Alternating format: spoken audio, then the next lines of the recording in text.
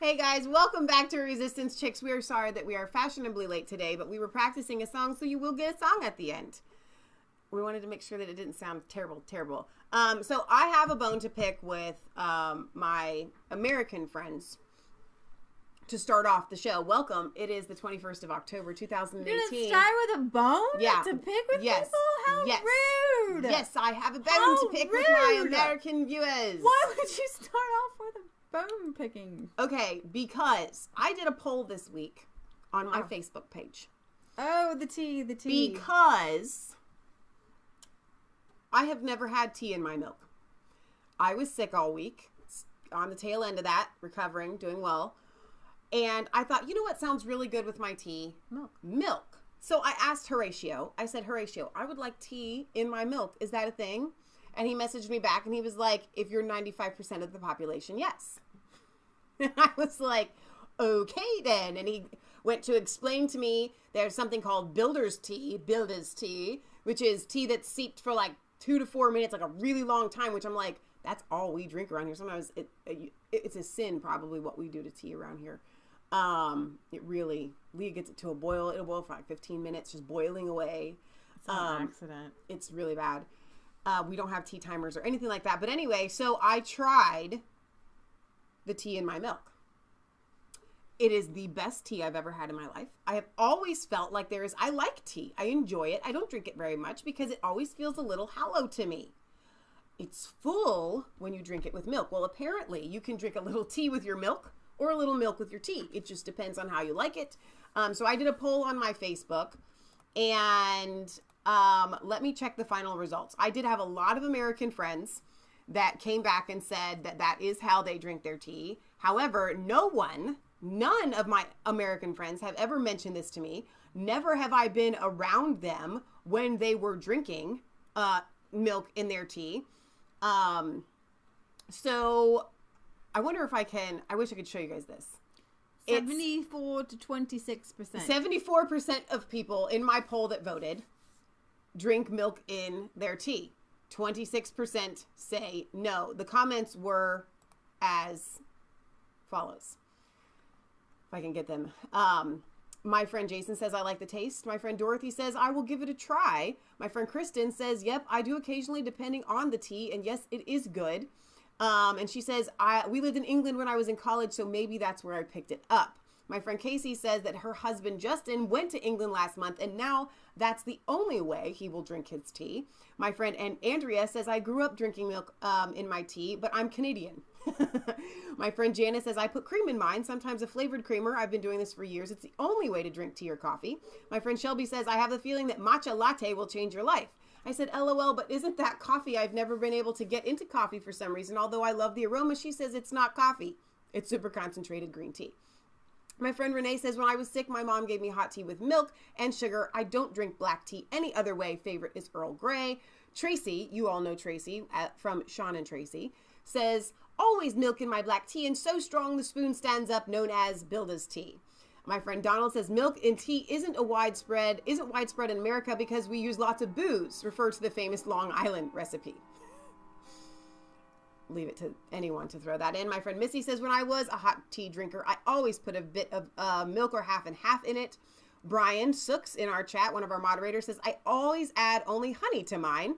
And I said, that's how I've always had it. And there's a whole new world for me. He says, I've always attributed milk as a coffee thing. I don't trust coffee and the smell makes me nauseated too. And I don't really drink milk in any case.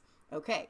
So I can't read all the comments. There were so many here. Barry says, the Brits know best, Michelle. After China, the Brits are the second biggest tea drinkers in the world. We have hundreds of varieties here, but saying that I'm a teetotal, I don't drink tea.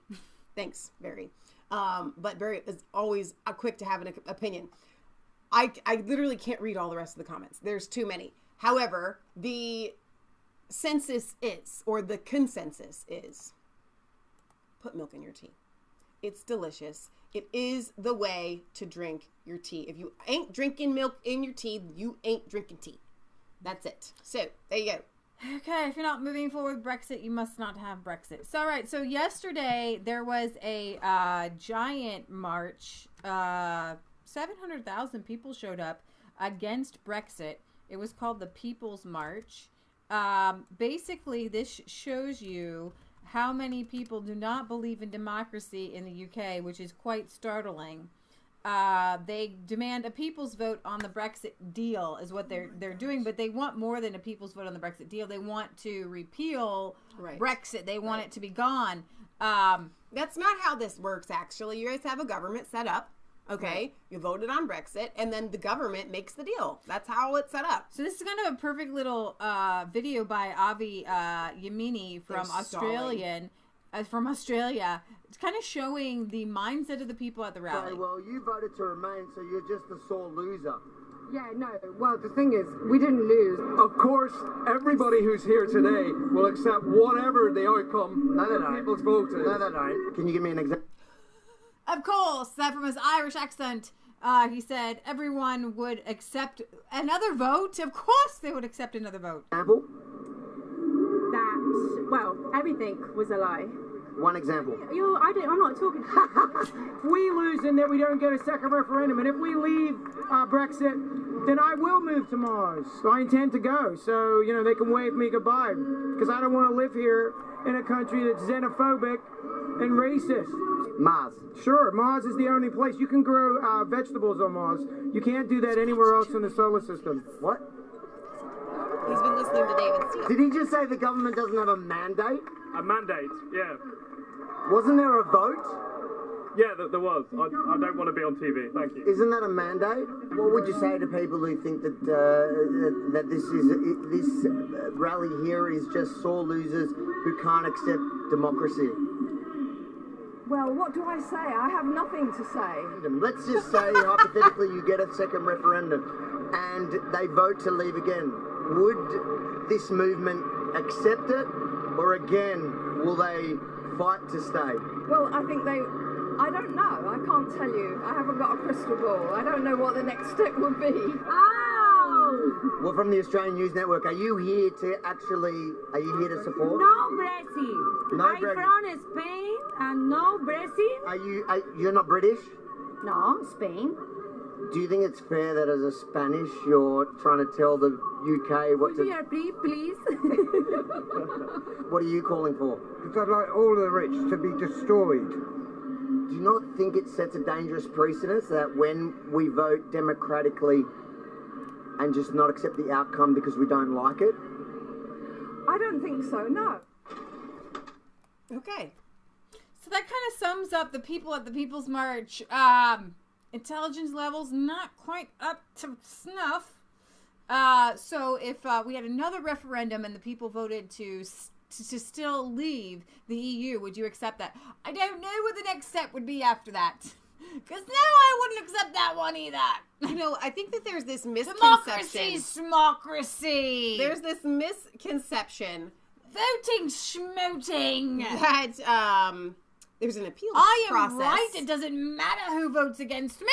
In the government. And there's an appeals process when you've been convicted of a crime. And you can appeal your sentence. But there is not an appeals process when there has been a countrywide vote on something. You don't get... They're acting like, well, I'll just take it to the higher court or the next step or the next appeal or the next whatever. That's literally not how it works. When we vote on the president, you don't get an appeals process. When you voted for Brexit, there's no appeals process. That's the beauty of a vote. All political parties, from all sides of the debate, from Remain to Leave, coming together on a united issue to say that we demand a vote on the deal of what Theresa May comes out. Whether you were a Remainer or a Leave, what was promised to us isn't what is coming out of the deals. And I think Theresa May is under a huge amount of pressure. If you cannot pay attention to the 700,000 of people that's come out to demand this vote, then you will definitely... It was an amazing rally. I bumped into some people last night in Camden in North London. A woman from Cheshire and a woman from Devon had this fabulous poster which said, next week the clocks go back 1 hour. Very soon the clock will go back 45 years. Very civilised people, pretty much. But there isn't a hope in hell. Yeah, you guys, there's nothing gonna change this. Leave means leave. Yep. Leave actually means leave. So I want to read to you a little op-ed from our favorite Nigel. I'm going to bring some videos from him too. Awesome. Well, let's play his little clips here. We've left a huge vacuum for the other side. That side has now been filled with George Soros's money. And if you can afford the train fare, you can go tomorrow if you want, down to London to the people's vote. What a bloody cheek. We had the people's vote and we won it. Yep. That's about it. We have the people's vote. We won it. Yeah. I love it. It's true. Politicians to respect. We need our politicians to respect democracy, to respect the will of the people. And another referendum that just frankly puts us into more uncertainty for another year or two. All we're asking for in Leave Means Leave, all we're asking for is for that referendum decision to be implemented as the establishment promised us it would be. It's so simple. This is ridiculous. You do not get a mulligan. You don't get a redo. You don't get to vote again just because you didn't like the outcome. That's not how this works. Okay, now for American viewers, for those of you that may not be following this or whatever, let me explain. They're technically not asking for a re-vote. Well, some of them are. Brexit. Okay, well, but this campaign, the People's Vote, they're asking for a vote on the deal that the UK is going to get. That is a cover. Exactly. They want another referendum. I know, but I want you guys to understand that they're not just coming straight out with it. They're trying to do it under some sort of guise that makes some sort of sense, but their main goal is to have a revote. But I wanted to make that clear. We have a Prime Minister who was a Remainer, who was once again come to a European summit and humiliatingly agreed that she's prepared to sign up for a further year of transition and another £20 billion of UK taxpayers' money. The problem isn't Brexit, the problem is the Prime Minister. So Theresa May is in trouble right now, and we should, ugh.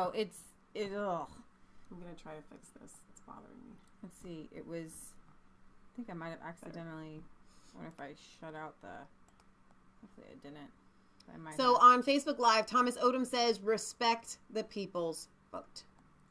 Yeah, this is definitely a George Soros. Hang the Traitor says, proud deplorable Brexiteer. Kate says, PM is stalling. Phil says, Theresa May is a nightmare for us. Amber says, did you see the lady who told Ali that they should be allowed to re-vote if they don't like the outcome? Yeah, exactly. That's pretty much. Stuart the Brit says, if it was 700,000, how did they get there? The roads of London would not have been able to transport them in mass. How? More like a few tens of thousands. All right. Nigel Farage, Brexit must move forward. Britain could soon be run by an anti-American Marxist government, thanks to Prime Minister Theresa May's failure to deliver Brexit. There was this week, Barry sent me a link to the Parliament talking about Brexit, Corbyn going against Theresa May, and May is losing control because she's not bringing forth the people's wishes. Right. That is a terrifying truth about the mess in which the UK now finds itself. On Wednesday, there's a key EU summit in Brussels at which May hopes to seal her proposal, that was last Wednesday, for what kind of Brexit the UK gets. But disturbingly, the Brexit that May advocates would leave Britain half in the EU. We would be subject to foreign laws but would have no power to challenge them. We would also be prevented from trading freely with the rest of the world, perhaps forever. Now, pause right there because I know that we're going to have some new viewers because we've gained some subscribers recently. For those of you that don't know, we do our top European and UK news on Sundays at 1. So if you are unfamiliar with what's going on in the UK and you're kind of wondering with this Brexit deal, the deal that Theresa May has come up with for the people literally would leave them beholden to the EU's laws over their country. They literally have no control over their own laws. They do like in small matters, but when it comes to certain farming, fishing rights, things like that, they punishing people. They are under like almost the same EU censorship laws when it comes to posting something online, things like that. It's very, very dangerous.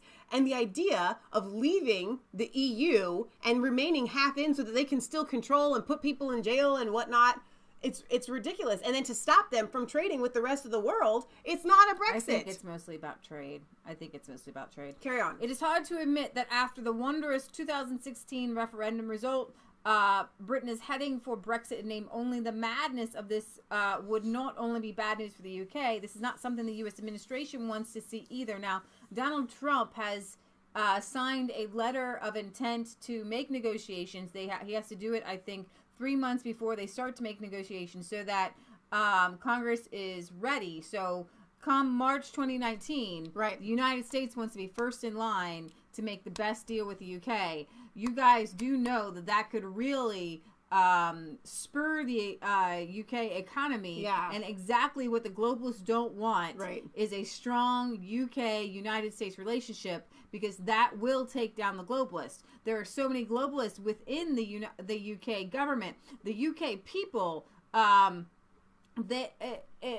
ones that are sane, the ones that haven't been brainwashed by their public schooling system, they realize that the EU is definitely a totalitarian, fascist, Nazi-like organization. And we say that because if you haven't followed us for a while, you might not have heard that the EU literally was founded by guys who started IG Farben, which is the chemical company that made the gas to gas the Jews, that used the Jews. Well, they got a slap on the wrist during the trials. Some of them got, and then so they went to jail for like a year, like 7 years, whatever. And then they get out, and then they start the EU. Like, hey, we're gonna do it, and then somehow everybody forgets. The entire world forgets that those are the same people. They're trying to start it up all over again. Right. So they are the real fascists. It's no wonder May's crazy scheme has so far triggered the resignation of 2 members of her cabinet, Boris Johnson and David Davis. Mr. Davis, a member of Parliament for more than 30 years and a man of principle, was May's Brexit secretary. As well as believing her Brexit plan would be ruinous for Britain, he now predicts dire electoral consequences for the Conservative Party if Mrs. May's disastrous Brexit plan succeeds. I agree with Davis's view wholeheartedly. I have spent nearly 25 years of my life campaigning for Brexit. Indeed, Donald Trump even refers to me as Mr. Brexit. But the Brexit in name only that is now on the horizon would be the greatest democratic betrayal in our country's history. It is this betrayal that could ultimately usher in the Labour Party led by Jeremy Corbyn. Communists. Some people have compared Jeremy Corbyn to Bernie Sanders, but Sanders is just a country club socialist in comparison. Corbyn is an extreme left-winger. He wants to squeeze anybody he perceives as rich until the pipes squeak. He would borrow hundreds of billions of pounds to fund his dangerous politically correct agenda, bankrupting the UK. He also has a track record of supporting Palestinian terrorists. Furthermore, under his leadership, anti-Semitism within the Labour Party has flourished, and he has long-standing links to the murderous IRA. Frankly, it's very hard to believe that this man leads a major political party in Britain in 2018. And so... not really, only because they are brainwashing the youth to come out and it's cool to be a Corbyn supporter. Okay, just like it was cool in the vote of 2016 to support Sanders. Just like it was cool to follow the Bolshevik Revolution, but before you know it, you're picking up guns and you shoot your neighbor in the head. Same thing with the French Revolution. Before you know it, every child has a little guillotine, and everybody and everybody who's a little rich says, off with their heads. You know? Let them eat cake? No! Let them sever your head! Off with your head! I mean, seriously, you guys. You think that, like, these crazy, weird ideologies and weird tendencies, you know, for chopping people's heads off and just randomly shooting your neighbor in the head. If you're not red, you're dead. No! It didn't really go anywhere. Christianity is the only thing that stops people from going absolutely and murderously insane. Okay? It is really scary to think, and that's why they go after the youth. And that's why they go after Christianity. They know what I mean is, to get them, you're not going to get mostly sound-minded, 40, 50, 60-year-old people who have lived and experienced to do these crazy things. You have this youth that if given the permission to go and guillotine a bunch of people like crazy banshees, they will do it. Yep. So we do have a little bit of bright spot.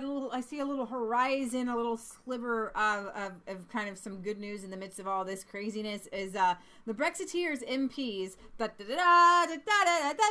These Brexiteer MPs are the only ones with principle in your entire UK leadership, so stand with them because they are standing against the entire EU. George Soros, we're talking trillions of dollars, and they are literally standing against this onslaught of money and power. And so if you know a Brexiteer politician, go up, buy them a pint, shake their hand, and say, God bless you, I am praying for you, because you are standing against communism and world fascism, the ones that they think that the Antifa think that they're actually standing against, they're actually part of and implementing it. It's so backwards. What's right is wrong, what's wrong is right, what's black is white. It's crazy. Sean says, why are the most socialist commies always so blooming scruffy? Corbyn looks like he's been dragged through a bush backwards. I have no idea. That's a good question. All right, so the Brexiteers MPs could vote down this target rifle ban in show of strength against Theresa May. I guess they're going to use this as a way to say, hey, Theresa May, don't mess with us, okay? Because there's the Brexiteer wing of this party that you gave now Superman theme song to. What's interesting here is that in the British Offensive Weapons Bill, okay, they want to crack down on knife sales. They want to crack down on acid sales. And there's a very small, heavily regulated of the population that use 50 caliber rifles for sport. Okay. Very small. Like, you have to get a license. Everybody knows where they are. They have to be locked away. And they want those to become illegal now. Wow. And the Brexiteers like, no, Jack. Come on. We have to stop punishing people. No one has ever used this rifle in a crime. Right, okay. Okay? No one has ever used this rifle in a crime. So there's not even a precedence for them to be bringing this forward. Exactly. And the fact that, like, a Pierce Morgan says, you know, the United States, you need to ban guns like we did because we have much less gun crime. Here's the thing. You have people who, if they had guns, would be murdering people. You do, and that's really true. And the problem isn't the gun, because that gun will sit there and will never, ever, ever, ever, ever, ever, ever, ever, ever randomly kill anyone ever. Did I say ever? Because it will never, ever. Okay? I have a car. It sits in the driveway. We got a couple of them. That car on its own will never plow down a group of people unless somebody pulls the brakes and we're on a hill. Could happen. More dangerous than a gun. True, and no one's regulating cars, which makes my mother very upset. Exactly. Now, speaking of cars. Cars are very dangerous. Cars are more dangerous than guns. They are. Would you like to tell them about how dangerous they are? Well, I think our fuel pump went out in the middle of I-75. We're not really sure what it was. Now, for those of you around the world or don't live in the Cincinnati metropolitan area. Freeway, everybody's going about 75. Or 80 or 85. And I'm in the third lane. 5 lanes, 4 or 5 lanes across. 4, whatever. And I got to get over. And there's zoom, zoom, zoom. And then there's this dump truck. And this dump truck, I'm like, I got to get over. I have momentum. It's not my engine cut out, but this just happened yesterday, by the way. You put on the gas and there's nothing, and so I'm slowing, right? It's a big giant conversion van we're driving. I'm slowing, and there is this giant dump truck, and I have to get over 3 lanes. I get over 1 lane, I'm good. But this dump truck, I can't go forward. There's no pushing on the gas. Because the engine died. It's not the engine, it's the whatever fuel pump. It was, okay. It stopped. I'm pretty sure it's been the fuel pump because I've done this before. Fuel pump. So I'm trying, and then like I know that if I put on the brakes, then I could stall out, like I could just stop and die. Like if our van had stopped in the middle of the highway, you wouldn't see us here today because those cars they would have smashed us to smithereens. It would have been like a big car pileup. Yeah, it would have been really. You know what? I'm picturing angels surrounding us. So you know what? God would have protected us like some sort of superhero. So Leah is driving the vehicle, and she's she's calm inside because what she is doing with the vehicle is exactly what she would be doing.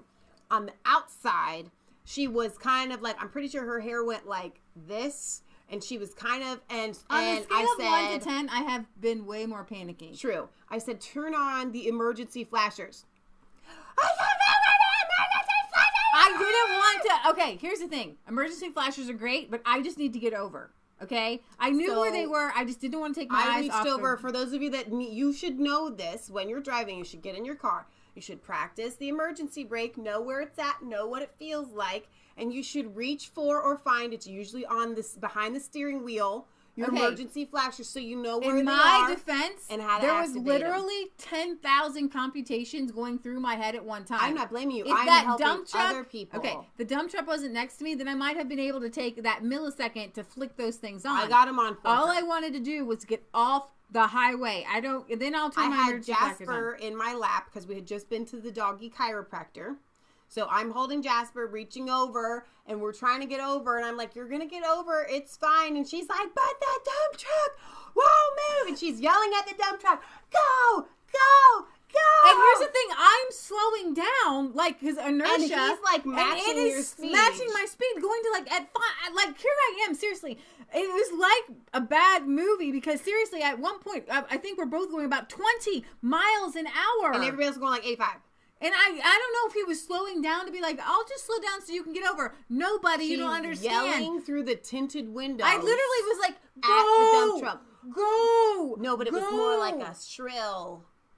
I was actually just like using my arm, like go. So finally, I just had to put my foot on the brake, like pray that my car didn't stall. And I was like, much. you're fine, just get over. And you're like, the car won't go. I don't know if we're gonna make it over. I know, because it was just kind of, I'm still just using the inertia, and whoever that dump truck driver is, right. God, vengeance. If you're just joining us, we're telling you a story about what happened yesterday. So we get over. Praise the Lord, we get over. Cars are flying past, so we get out. We sit on the side of the road. And I said, Leah, we got AAA. We're good. When you're in a situation like that, it's helpful to remain calm and to react calmly in that situation. And she goes, I will react in any situation the way I need to react in this situation. We're fine now. Or something like that. Yeah. So like seriously, in the midst of a crazy situation, yelling, calm down is like the very last thing that you should ever do. I know, but I couldn't help it. Because like that's how you were reacting. How was it? To try to be like, Leah, calm down. No. I was very calm when I said it, but I probably shouldn't have said it. For husbands out there, don't do the little sister thing that I did. Because it's probably usually the husbands that would probably act like that. Yeah. All right. So back to So that was our story. Things. And you know what? I had texted a group of our friends the day before, and I said, you know what? We could die in a car wreck tomorrow, but we won't. Do you want to know why? Because God protects us. And then look at that. Could you just tell people how good I did to get over? It was amazing. It's like you're paying me to be some crazy wild banshee. No, because that's the fun part. But literally, she did manage very. Like I started out by saying, on the inside, you were totally calm. You did everything exactly the way that you should you made do. the dog upset, and we got over, and we're alive. She did excellent. Robert Bone says you did good, Leah. Thank you. I know I did. She did excellent. I'm glad. I'm actually praising I said, Leah, God. why is it that this stuff always happens to you? Because this is not the first time an engine has died for you, right? And you know what? What did Leah said? Because God knows that I'm the one that would be able to handle it well. I guess so. Yeah, I've had a couple cars. I've had a whole engine go out on me going down a hill. No brakes. You lost your brakes. No brakes and no steering. You did. You react well. Let me have a little fun with how you were verbally reacting because that was hilarious. Pooping in her little thing. Oh, come here, Jasper. She needs to go out. Jasper needs to go out. She's got a diaper. We're good. So, now that we went through that story. All right. So, these particular rifles, back to the rifles, these 50 caliber rifles, are not dangerous to anyone at all. Not like a car. Cars can kill people, seriously. But I guess As Theresa May's Brexit negotiations continue to unravel in the face of repeated concessions made to the European Union negotiating team with little to no concessions made in return, Brexiteers in Parliament may have to move to block a future vote, either to prevent a disadvantageous Brexit in name only, or to destabilize May's government ahead of a leadership challenge. Brexit rebels within the governing Conservative Party are keen to demonstrate their ability to derail legislation. And they're going to block this minor amendment to the Offensive Weapons Bill, which seeks to criminalize this small number of these little rifles here that I told you about, which is absolutely insane. You've got this article from the Breitbart saying 15 acid attacks a week. When you move to try to ban and control all these little aspects of human engagement and not come to the source of the problem, because you're not allowed to say why crime is high, what group is committing these crimes, and we're going to discuss the Asian men and the Asian men grooming gang. I'm going to tell you, you and I know they're not from China. They're not from Japan, these little Asian men. They're not even little Asian men. They're big Asian men. That's the difference. Are they big Asian men or little Asian men? Oh, they're those kind of Asian men. Right, gotcha. So I'm actually happy that they would. I would think they would have to vote against this no matter what. Like, seriously, do you guys have any freedoms left in your country whatsoever? It's, you know, if I'm gonna have somebody coming at me, I want to be able to be armed. So to the end, Brexiteers tell Theresa May to bring her own noose to crunch meetings of Tory MPs. Get this. Theresa May's time as Prime Minister may be coming to an end, with MPs telling her to bring her own noose to a crunch meeting on Wednesday. Can they even say that? Is that racist? Theresa May was already under pressure over her many concessions to the European Union and attempts to agree a so-called backstop with the bloc, which would keep the United Kingdom inside the EU customs union in order to avoid customs checks between the British province of Northern Ireland and the EU's Republic of Ireland, effectively stopping the country from making new global trade deals after Brexit. Her latest proposal to extend a proposed transition period with the EU, during which Britain will remain subject to Brussels but lose all of its representation in the EU institutions. Here's the thing. Representation or taxation and rules and laws without any sort of representation. Seriously, they want to get rid of all of your MEPs. Listen, if the MEPs are gone, you aren't telling me a thing. Not a thing. It's absolutely insane. Members of the party's powerful 1922 committee, comprised of all the party's parliamentary backbenchers, are now suggesting they will trigger a vote of no confidence in the Prime Minister if she fails to persuade them at a crunch meeting on Wednesday. She should bring her own noose to the 22, short of an uncharacteristically powerful, persuasive, and coherent performance, and I think her time will be up. Now, if somebody with a backbone takes over, if a Rees Moggs, or even a Boris, no, don't say it, Goofy Johnson, takes a stand for. And I want to see this vote. Yeah. I actually am excited about this. Like, I want to see it play out. Like, I want to just watch it happen. Because it's kind of cool. The way they do this vote of no confidence is she's out. And then anybody who wants to. When is this happening? On Wednesday, they're going to say, hey, put your stuff together or you're out of here. Bring your own noose. Well, I mean, if they stream it live on Parliament, which they usually do. No. The vote would be later. Oh, okay. You know what I mean? Oh. So I can't wait to see the vote. If it does, I want it to happen. I want Theresa May on because it's very exciting. The arguments are always really exciting. So what I want to see is this is how this works. So for their prime minister, the leading party gets to put up, I guess, the prime minister. Okay, they don't vote like we would. They're not going to vote for another president or whatever. Right. So what happens is the party, the people in the majority party, anybody who wants to throws their name into the hat, and then they all vote. Okay, and then they literally take votes until you get down to the last two, and then you have a final vote. It's kind of exciting. Like, seriously, exciting. Anybody can just throw their name in the hat, and then I do. So I want to see it happen. I do. David Davis says, the EU is not entitled to split up the UK. He wrote on the subject of the backstop, which Brussels wants to apply to Northern Ireland alone, effectively carving off the country from the wider British economy and annexing it into the EU for custom purposes, which I find insane. But here we go. You're always going to have beautiful, wonderful land wars in Europe. And the EU is not entitled to direct how we regulate our economy and govern ourselves after we leave. We should not allow ourselves to be bullied by the EU. The better course, Davis argues, would be for a no-holds-barred, with Britain dramatically stepping up preparations for a no-deal Brexit and meeting the EU threat for threat on claims for that. So you have to have somebody with a backbone. So if you're going to pray, you need to pray for somebody with a backbone. Yes. And there was Nigel, Brexit must move forward. All right, so there are like 30 headlines, random like pieces of news that play and put together a story of what's happening in the EU. Around the world. Around the world. So why do we bring you this news?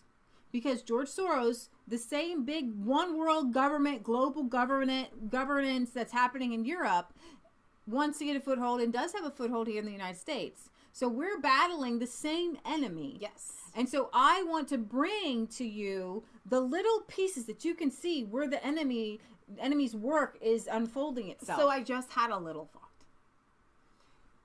Globalism, as it were, that we are fighting, we actually once had a conversation with some of our dear clients who were like, they're leftists and you got to push globalism and we need to come together. We need to be unified as a world.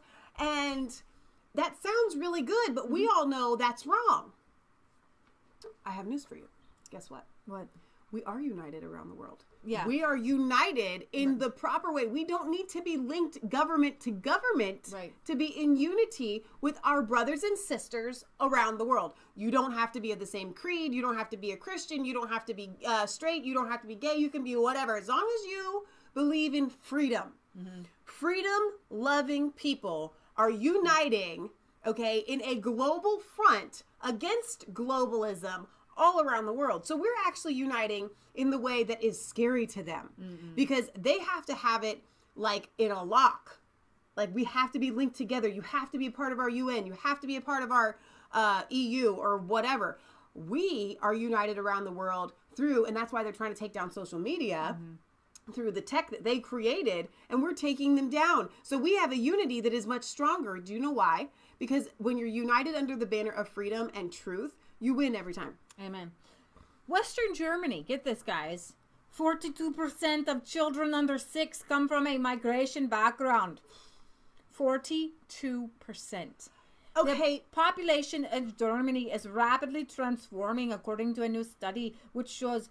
that was going into Irish. My German. Raus. Schnell. Go back to Hogan's Heroes. I was trying. Shows low birth rates, high immigration, and mass immigration have led to a dramatic decrease in the number of native Germans in the country. This is the really data sad. comes from a 2-year study by the German Federal Statistic Office, which has shown not only has there been a strong increase of migrants coming to Germany from overseas, but also a strong trend of native Germans leaving to move abroad. Not only that, but they're also not having children at the same rates as they used to. Yeah. It used to be just normal. You get married, you have babies. Now you're not getting married and you're not having babies. The effects are most clearly seen in Western Germany, where it is estimated that up to 42% of children under 6 now come from a migration background. But the reason for the rapid change in demographics is not down to migration alone. Right. There are Germans who are leaving and going abroad. So 42%. That is huge. Absolutely half. That crazy. Means half of the people in that age group and demographic, which is just going to keep But we know that they're not very German anymore. They're getting benefits and money. If it wasn't for social benefits, they wouldn't be there. Right. So it's absolutely kind of crazy. Who is Nick Clegg? Left-wing, anti-Brexit, former UK deputy PM has been hired as Facebook's global comms chief. We talked about this the other day. Sir Nick Clegg, the left-wing former deputy prime minister hired as vice president of global affairs and communications by Facebook, has a long history of public controversy and has previously had harsh words for his new paymasters. Clegg has had something of a checkered past, to say the least, with Prime Minister Theresa May's decision to award the polyglot public schoolboy a knighthood, triggering at least 2 major petitions opposed to the move. Good. He was briefly a media star during the general election campaign of 2010, being hailed by the commentary people for a supposedly standout performance in Britain's first true television leaders debate, alongside then Tory leader David Cameron. In the end, Clegg's center-left Liberal Democrats actually lost seats in the House of Commons. Clegg made a risky decision to go into a coalition with David Cameron. Now, to go back and highlight the part that you kind of almost skimmed over, he has been hired by Facebook. He refused to accept the result and campaigned openly for a second referendum alongside Tony Blair. He is going to run Facebook, and he's completely anti-Brexit, and he wants a second. So if you're for a second referendum, you don't believe in democracy, and you're running Facebook's communications, and nothing is untoward to you. Right. What is democracy? What is free speech if it gets in the way of what you think is good for the people? And that's what's scary about that hire. Right. So Worth a Look says that Clegg got destroyed in his 2 live debates against Farage. Earlier, Stuart the Brit had said the fact that British people, Germans, Polish, etc. are on this site all talking to each other shows that we are winning. So this is kind of an interesting, crazy thing that happened. A transgender mob attacks the newspaper, I think the Daily Mail, for running ads against letting men self-identify as women. Transgender activists picketed and attacked a newspaper's offices with smoke bombs after it printed an ad opposed to letting biological men self-identify as women. The activists chanted slogans, unfurled "Trans women are women" banners, and reportedly threw smoke bombs into Northcliffe House on Friday afternoon. The building houses the offices of the right-leaning Daily Mail, which has occasionally questioned transgender ideology, and the Metro, which printed an ad arguing against legal changes that could allow biological men who identify as women into women's changing rooms and rape crisis centers. Why? I don't even want to go there. The protest is thought to have been aimed at the Metro, but ironically, only online staff, a completely separate team that had nothing to do with the printed ad, were in the building at the time. So Aaron wanted to know if he was the one that wanted to vote Zuckerberg out. I don't think so. So violence is always the answer when you're a leftist.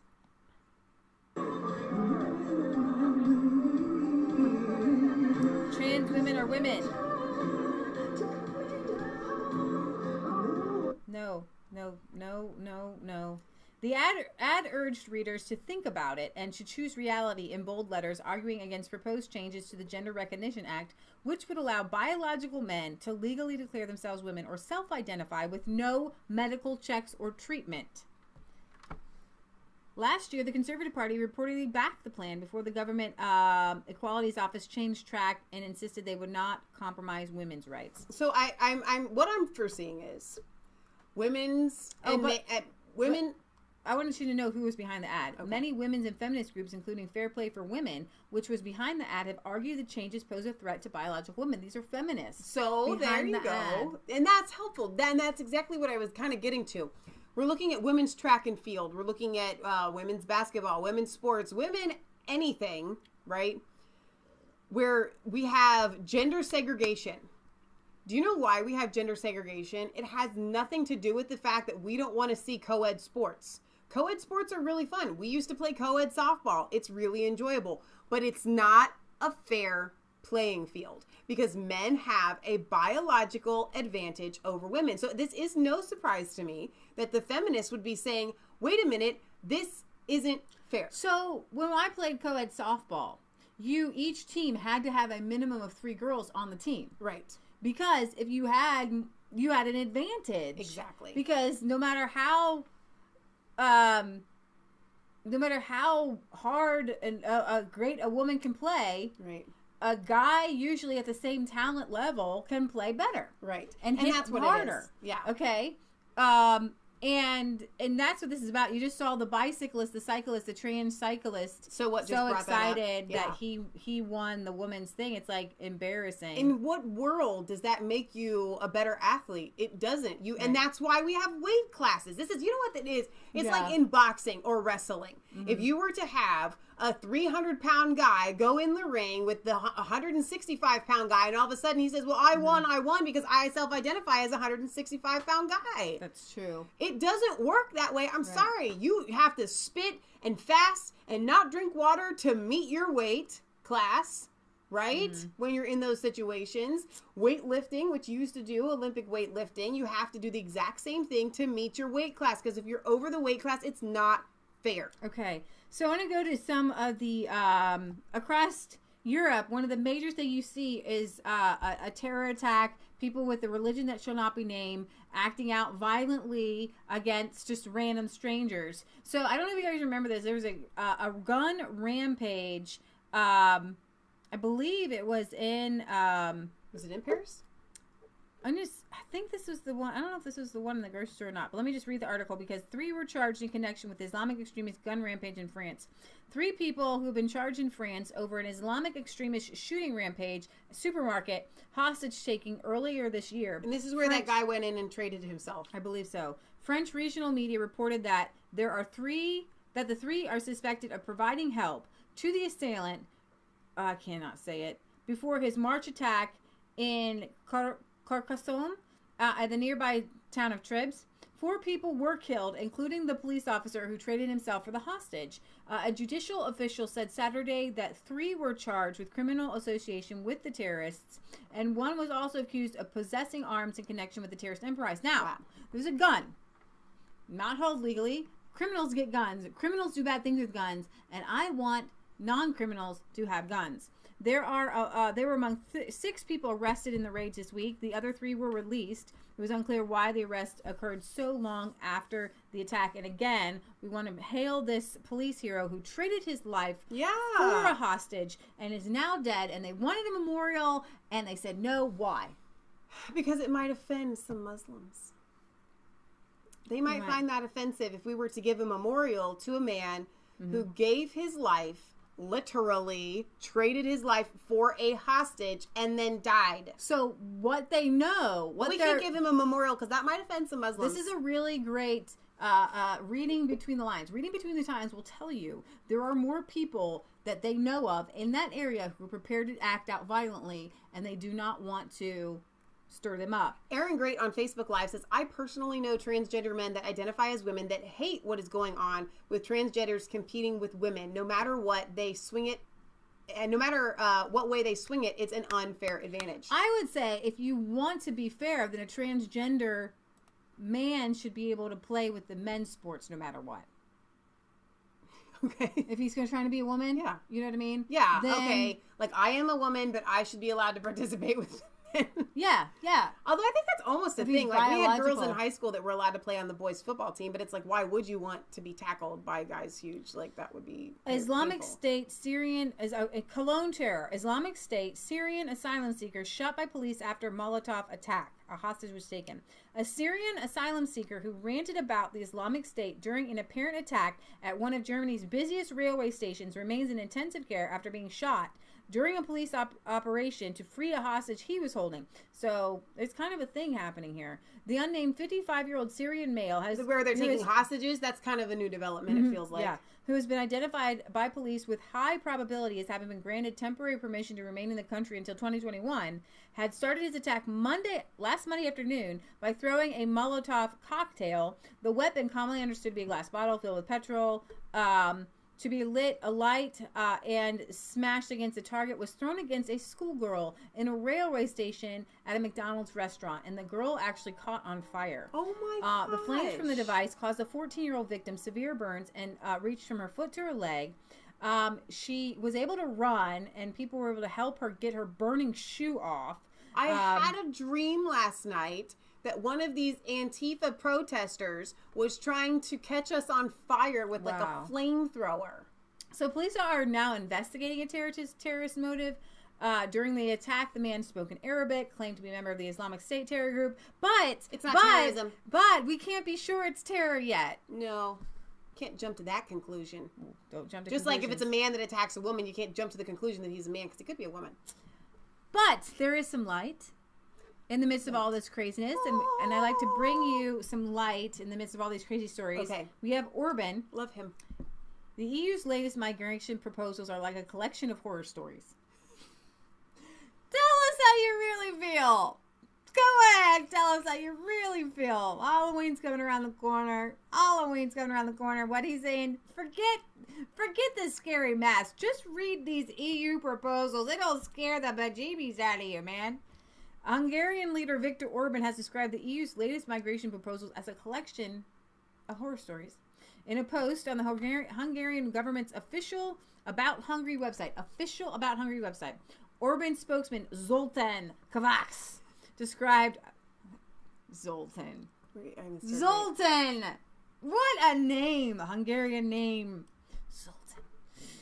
It's like that name from the big, yeah. Describes a looming battle of globalists versus defenders of the nation and an EU establishment facing serious electoral reverses in the European Parliament elections in 2019 in the former camp, and Prime Minister Orban very firmly in the latter. On the one hand, the pro-migration forces continue their relentless drive to push for more immigration and denigrate anyone who dares oppose them. On the other hand, we see the battle lines being drawn in the conflict between globalists and nationalists, and in particular, a clear picture of who stands. Now, I have a video for you of Antifa in Italy, who put chains on a train to try to, assassinate Matteo Salvini. Okay. And then I have a video for you to show you how real Italians are greeting him and love him. So literally, when they talk about lines being drawn, this is serious. Like, they either want to kill you or they love you, but there's really not a whole lot of in between. Orban himself told Good Morning Hungary's program that he believes the EU is pushing its migration policies at full steam. By the way, Hungary has just outlawed gender studies, so none more of that crazy, Oh, okay. It's a good thing.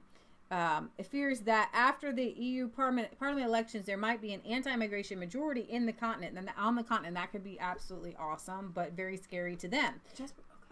His primary concern with the horror story proposals is the way they are framed as border management measures rather than border protection measures. The phrase border protection means that there is a border that we should protect, while the word border management means there is a border and we have to find a way through it. Mm-hmm. According to Kovács, the measures the liberal EU elite are proposing include a permanent pro-migration program, opening up new avenues for legal immigration, experimental migration deals with African countries, and a so-called humanitarian visa. So you're here illegally. We want to get you here legally. Right. One of the EU's proposed measures for bringing the migrant crisis under control, which Hungary is particularly wary of, is a plan to significantly expand the EU border and the Coast Guard agency and increase its powers. So basically, they say so we can help relieve the pressure on the country's external border. But Orban believes the EU intends to take control of the border control, not to help with border sharing, but to prevent anti-mass migration like Hungary, which slashed illegal migration to over 99%. They want to take from us the keys to the gate. And that's horrible.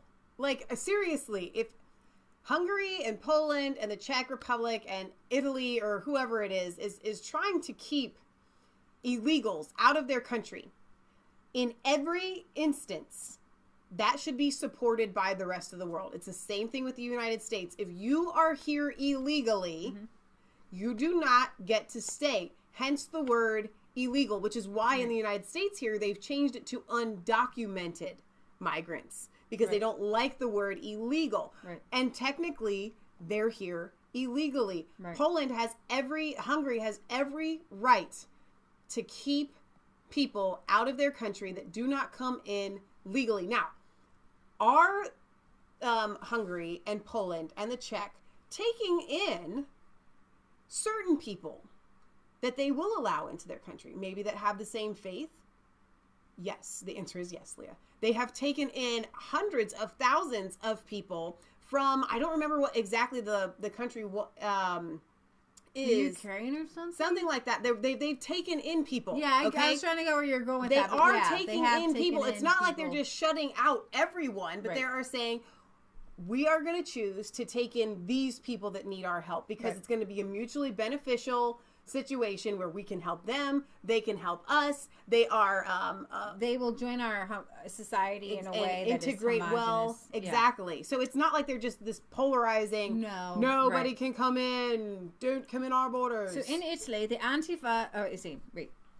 In Italy, the Antifa-style activists in Italy attempt assault on Matteo Salvini. A group of violent protesters blocked a railway station and attempted an assault on the Deputy Prime Minister Matteo Salvini on Friday night in the northern Italian city of Trento. The leftist protesters, described by local media as anarchists, many of whom were wearing hoods to hide their faces, laid heavy chains across the train tracks at the Trento station to block the trains, and threw paint across the windshields of a locomotive. I'm not even kidding you. You can see the chains right here. That's so dangerous. Like killing people. Like, seriously, they want... Like, this is like assassination type deal. Carrying banners and shouting offensive slogans against Salvini and his Lega party, demonstrators also threw smoke bombs around the stations, causing delays in the train schedules as well as local traffic disturbances. This Deputy Prime Minister Salvini also serves as Minister of the Interior and is known for his hardline stance against open borders and illegal migration. So that's just pretty scary. And he says... this is his tweet. He says, yesterday evening in Trento, these hooded democratic delinquents even put a chain across the train tracks and attempted to pay me a visit, but were rebuffed by the shields of law enforcement. You are pitiful. I will not back down. Now, I'm going to find for you. That's a good one from Poland. Here we go. That is the leftists. But here, he's like a rock star. These people love this guy. Look at these people. The same guy. This is the same guy who Antifa attacked. Matteo Salvini, Prime Minister in Italy.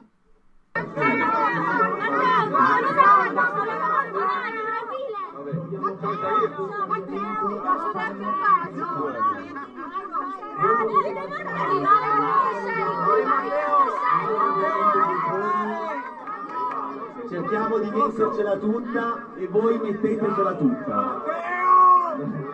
Ora sta arrivando un grande applauso per il segretario federale Matteo Salvini.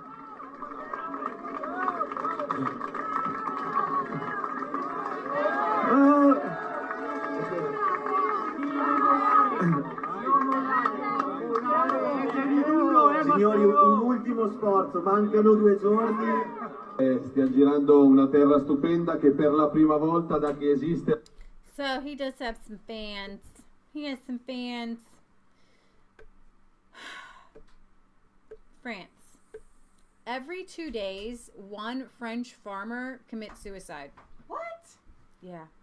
And this is what we saw when Marine Le Pen was running against Macron. She brought this up. She brought up the plight of the farmers and how the EU's rules and regulations are destroying French farms because of the regulation. That's what, when you get down to the nitty gritty, as Nigel Farage pointed out, you have the EU regulating which wine can go here and which cheeses can be produced here and which olive oil can come from this country, this country. It's micromanaging things, and what it does is it dehumanizes people. Yeah. It takes from them your autonomy. I want to grow up and I want to be a cheesemaker. Well, you got to have the EU do this, and if you've got too much cheese in France and not enough cheese in Italy, then well, then you don't get to be a cheese farmer. And it's like it's total control. If you're a cheese farmer, you raise cows, just so you know.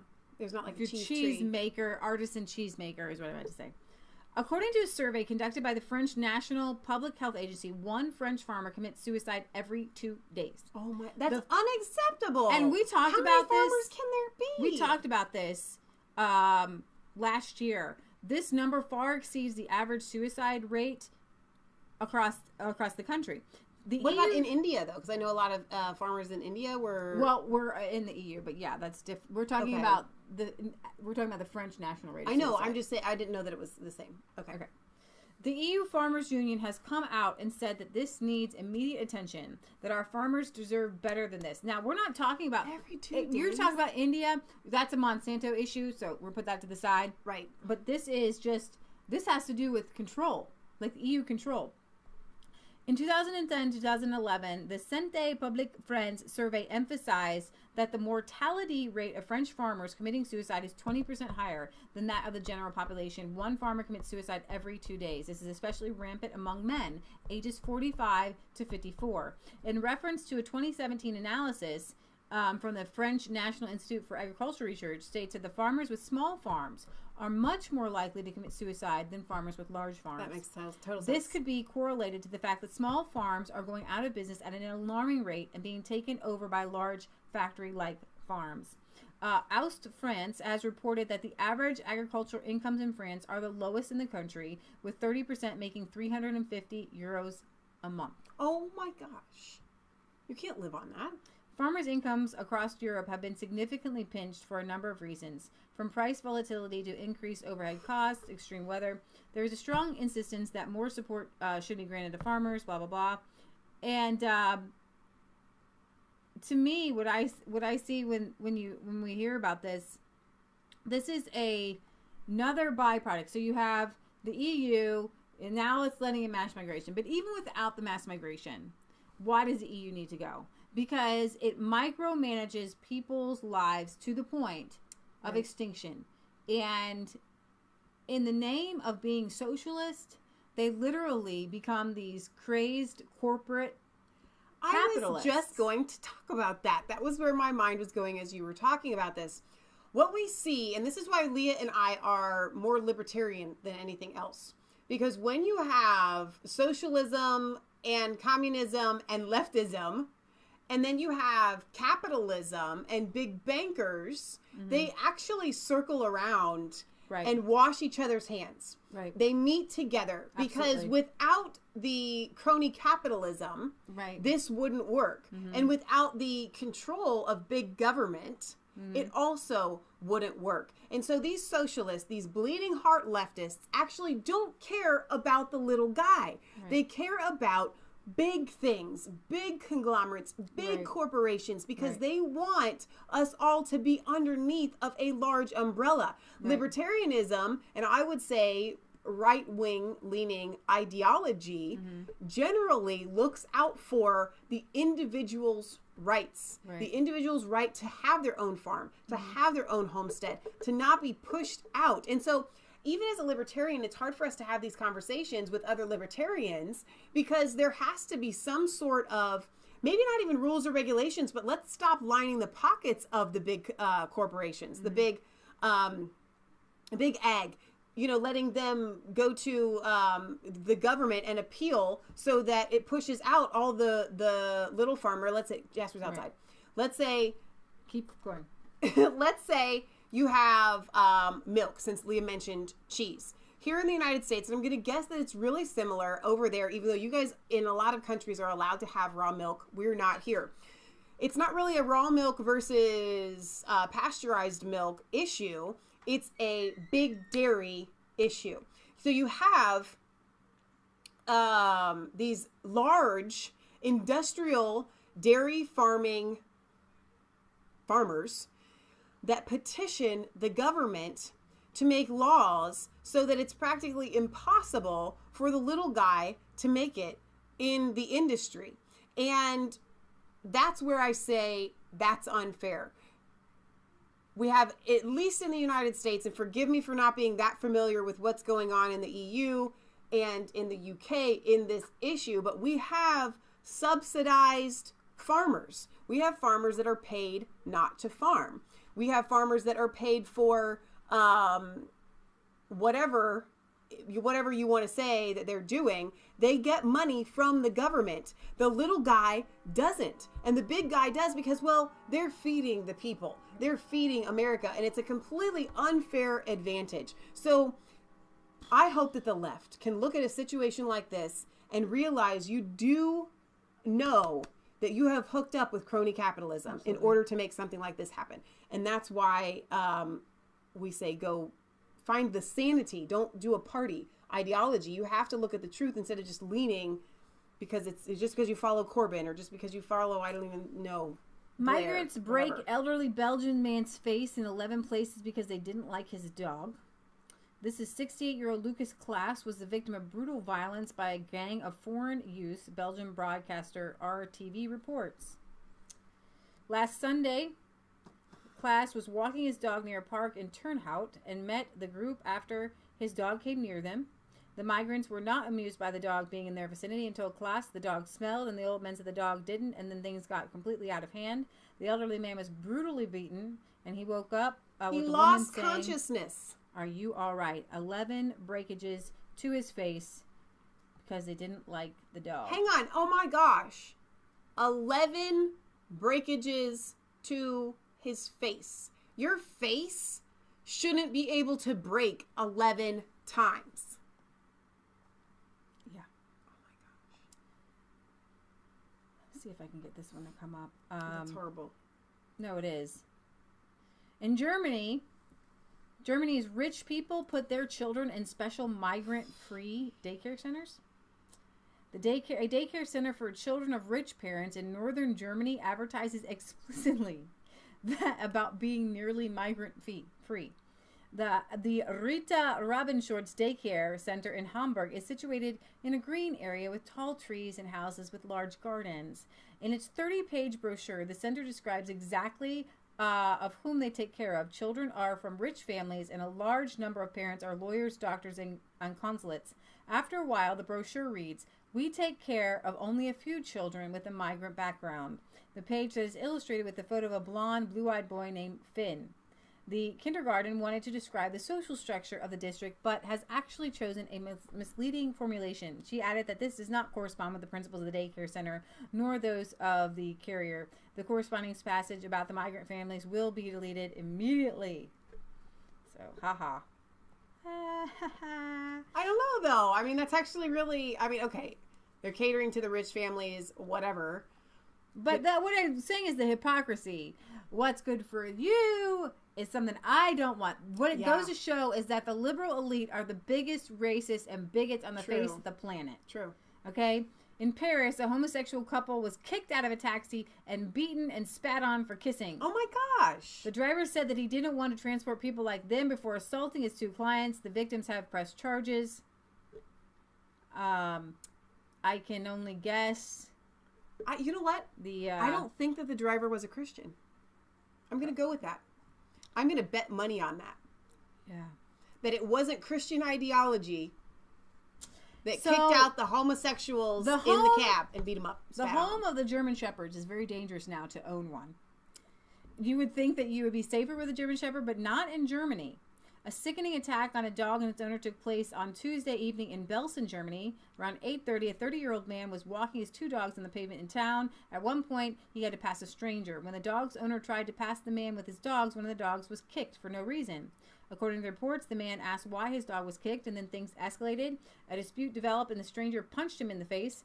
Afterwards, two other men came up and attacked the victim from behind. As the dog owner tried to defend himself from the first attacker and pulled a knife, the first attacker pulled a knife and tried to stab him. In an attempt to fend off the slashes, the victim sustained several cuts and fell, after which the three men kicked his head and torso repeatedly while he was lying on the ground, and he fled. The 30-year-old was able to phone the emergency services and was taken to a hospital.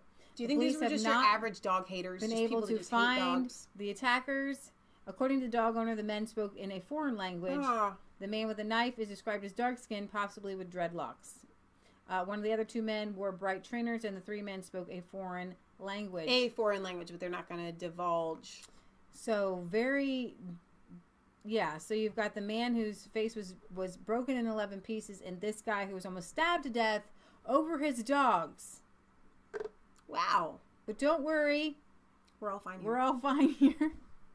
Everything's fine. It's not fine. I'm glad that person is fine. But we're not all fine. This is terrible. Don't mess with my dogs, man. So here's something totally, completely, politically incorrect. A populist MP in Sweden says that Sweden was safe when it was a homogenous country. Richard Jomshof, the member of the parliament of the Swedish Democrats, heavily criticized the effects of multiculturalism on the country, he says. The SD member started his speech with a quote from a former journalist. that said, Swedes have acquired the right to their Sweden, which has been our own millennium since the millennial victim and the user's own right to the victims of blood through the distinctive culture we have created here. Today's threats are no occupational power, but come from several directions, partly from an overstated, increasingly anti-democratic EU that threatens our national self-determination, and part of the destructive policy from that social liberal establishment has brought for decades. Madam President, the results of the recent decades of mass immigration and multiculturalism are clear. Sweden, once a safe and homogenous country, is increasingly characterized by fragmentation, segregation, exclusion, and insecurity. And what you find, I love meeting new people. Yeah. Where are you from? I love to meet new people from different, and that want to come into where I am at. I like to go to new cultures. I like to go to new places. I love meeting new people. But that's not what's happened here. This is a specific kind of culture being brought in. And it's not like we have like the local, China buffet down the street or, the Mexican eatery down the street. It's not like, hey, it's multiculturalism. No, this is literally like a segregation and bringing in a culture that, I'm going to get to the main story here tonight, is that the Asian men from Pakistan, countries, what do you call it? The UK, the kingdom-wide, having these grooming gangs set up, this culture. I want to know how the Swedes... Not all cultures are created the same, and to say that just having multicultures is a good thing is insane, okay? I love going to, multicultural day when they have like foods and clothes and music and stuff like that. But that's not what's happening here. These are people being bussed in, people being shipped in, people just literally invading and turning things upside down. And you know it by its fruit. What's the fruit? I mean, are people just getting along? Is it just normal, or is it every day? The rapes are up. Donald Trump says Fire what's bombs, happening in Sweden. Cars are being set on. Dogs are being attacked. People with dogs are being attacked. And so this is not a one-off phenomenon. Right. It's a cultural thing. So I'm curious how in Sweden these women that are running the government are going to reconcile the migrants that are coming into their country who have a completely misogynistic society where the men are all the leaders and the women are second-class citizens. Whereas in Sweden, they are telling little boys that they are the worst of all kind. They have male toxicity. They have to play with little dolls. And the little girls are thrown out in the snow. I know. I mean, so how do they reconcile that? They do it by allowing these migrants to have their own no-go zones. And that daycare, they throw the girls out to be strong in the snow with bare feet. Yeah. So I think there was a couple more stories, like random one-off things in Europe. But I'm going to go to this kind of because I want to spend a little time on this. Dummy, Robin. So, a soldier who took a selfie with Tommy Robinson was a group of them. Dismissed. Well, I know, but the one has been fired or dismissed. So, discharged. A soldier who is known only as Soldier X is being discharged from the British Armed Forces after posing a selfie with Tommy Robinson. And we talked about this. Everybody says that he's right wing, but I think that in most things he's like liberal and in the middle. And I wanted to ask people this: how can he be right wing for talking against Islam, but then they say Islamic extremists are right wing? So they're just hanging out together in their little wing of rightness. Right. It's so weird. You can't dump them in the same cup because they won't stay together. No, because Islamists are left wing or whatever, and it doesn't even matter.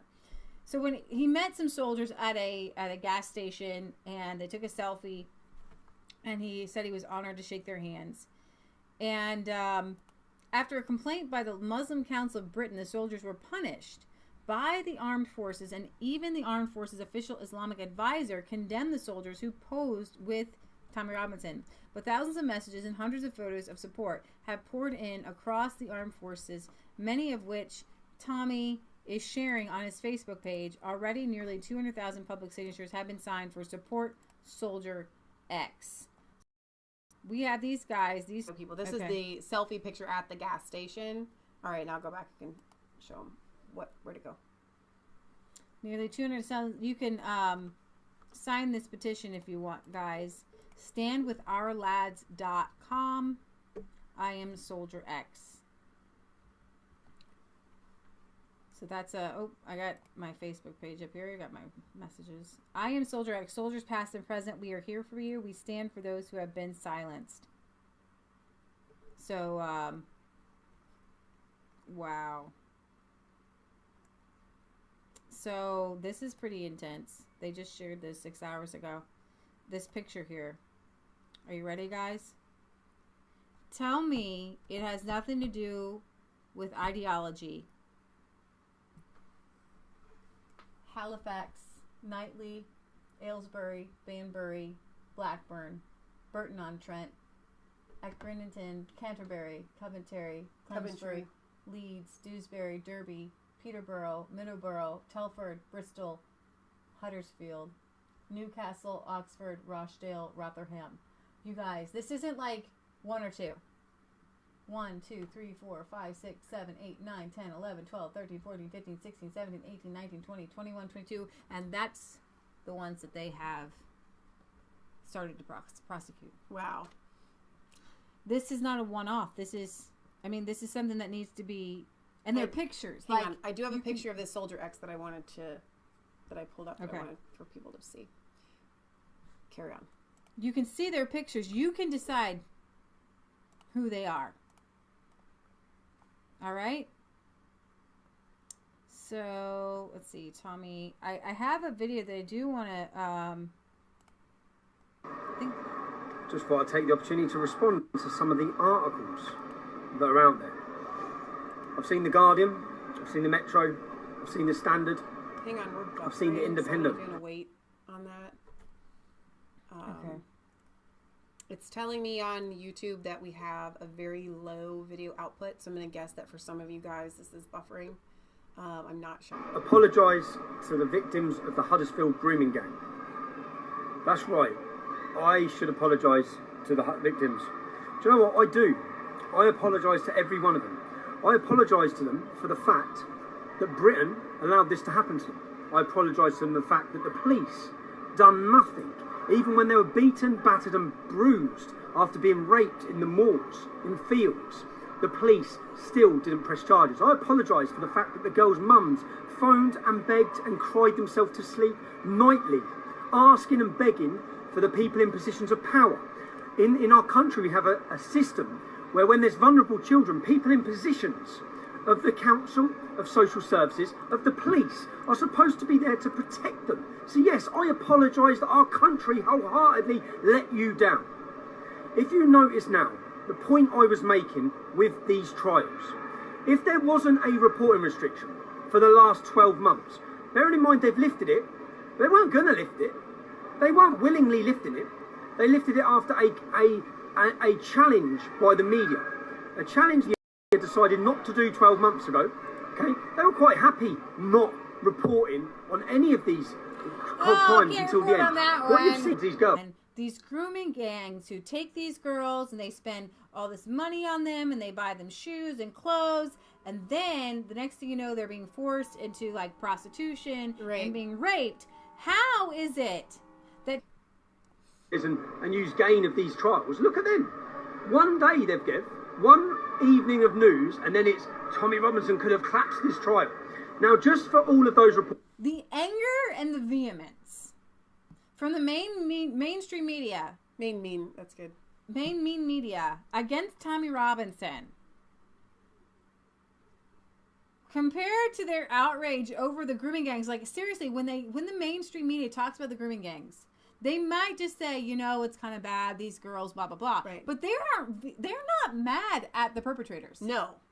they're mad at Tommy Robinson. And you know what's interesting? Like, see, they're seethingly mad even at Tommy in a Robinson. situation. But they're not mad at these grooming gangs. So you're looking at the grooming gangs before they've been convicted, right? And so you might have the reporters say, well, I can't get mad at them yet because they haven't been actually convicted, which means their guilt hasn't actually been proven. And yet, as soon as Tommy Robinson was taken away, everybody's like, guilty, boy did it. He is in so much trouble. Oh my goodness. Okay, seriously, they come out and they're so ready to judge Tommy Robinson. Well, we can't judge somebody that's been convicted of rape or pedophile gangs. It's like they're calling Tommy Robinson a tattletale. Yeah. Tattletale, tattletale, tattletale. You're the worst tattletale, tattletale. Do you know why they're angry at Tommy and they're not angry? Because they're on the same side as the rapists. Right. They're on the same team. And that's why they get mad at Tommy Robinson calling it out. Because when they think about these girls, they don't care about them. These are like the, white trash girls. Yep. They don't care. Here's the thing. I was thinking about this. Shouldn't these grooming gangs, shouldn't they be called hate crimes? Yeah.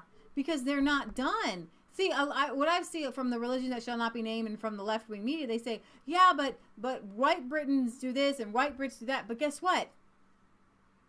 If white Britons were grabbing Muslim little girls, it would be considered a hate crime.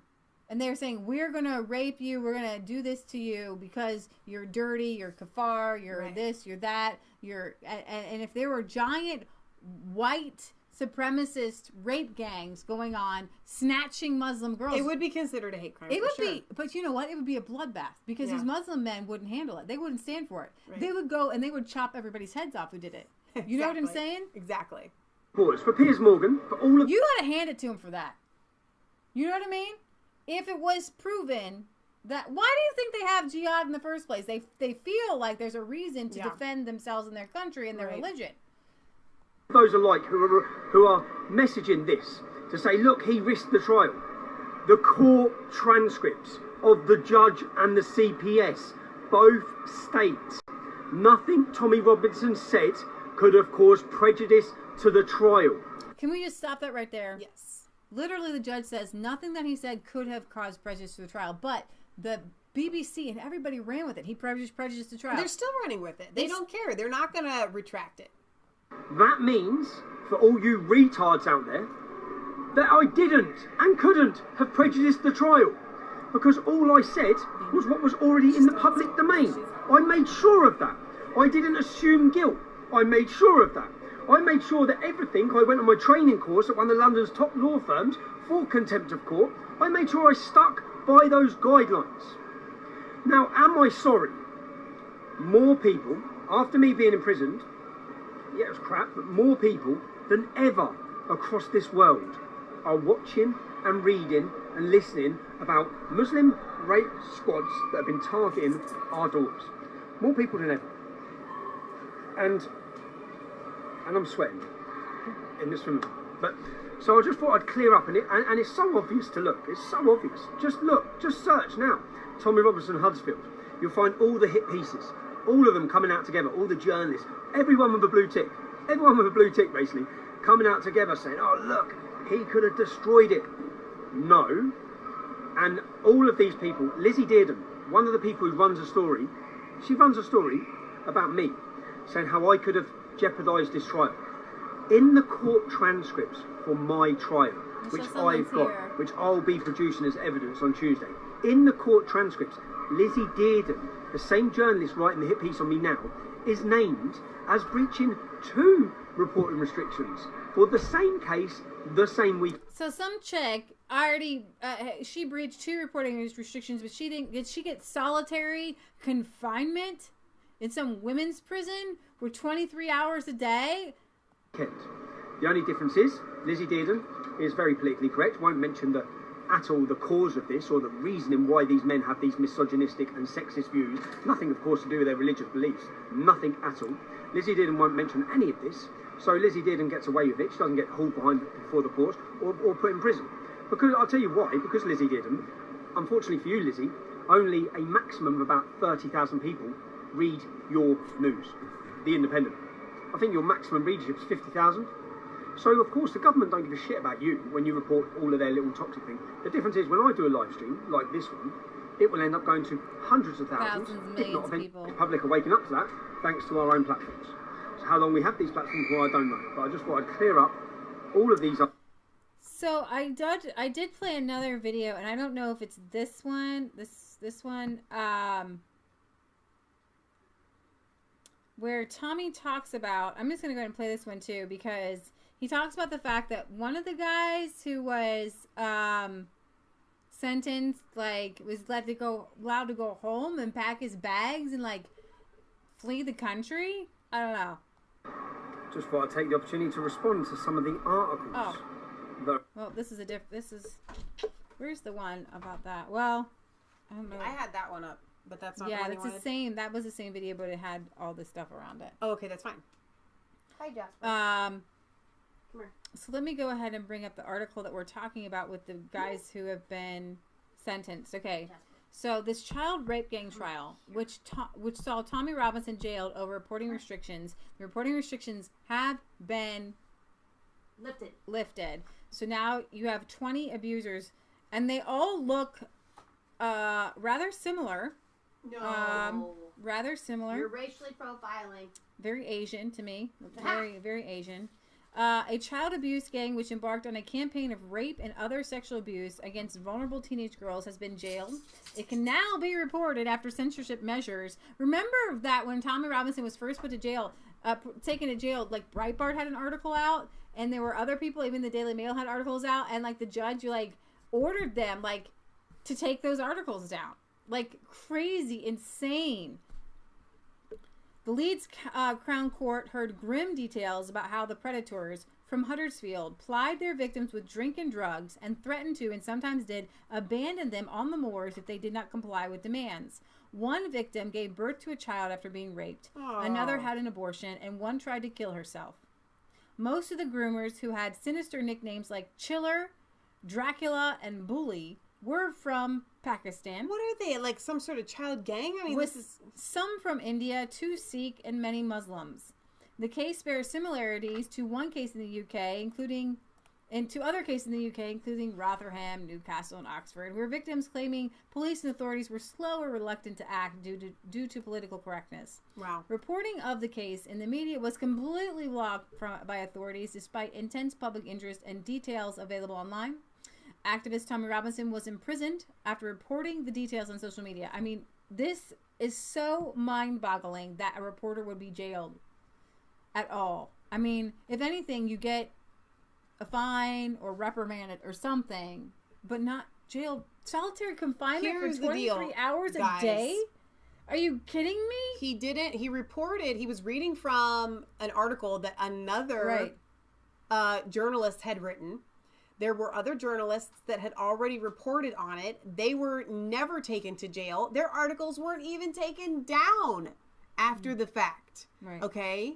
Now, Tommy had asked the police officers in that moment, is this okay? Right, exactly. I mean, he didn't do anything wrong. This was a hit job against Tommy Robinson. It is. Amir Sinj Dalwal, 35, was dubbed the ringleader and jailed for life earlier this year and was told he must serve a minimum of 18. Your sentences are absolutely insane. Why do you even bother with sentences in the UK? Life, but must be a minimum of 18. He is one of 20 men who has been found guilty of scores of offenses and been jailed after a series of trials in the Leeds Crown Court.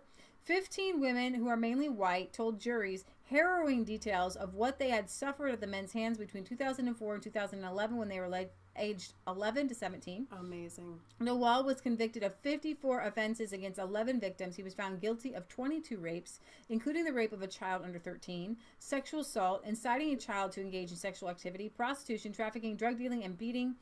The kid, Mohammed Akram, 31, was convicted of rape, abduction, sexual assault. He is yet to be convicted. Raj Sindh Barsan, 34, was convicted of rape and sexual assault in jail for 17 years. Dracula Naham Mohammed, 30, was convicted of rape and trafficking in jail for 17 years. When you hear these, remember, they will be cut in half and probably halved from that as well. So I'm really curious. Do we have in the United States cases where there are reporting restrictions?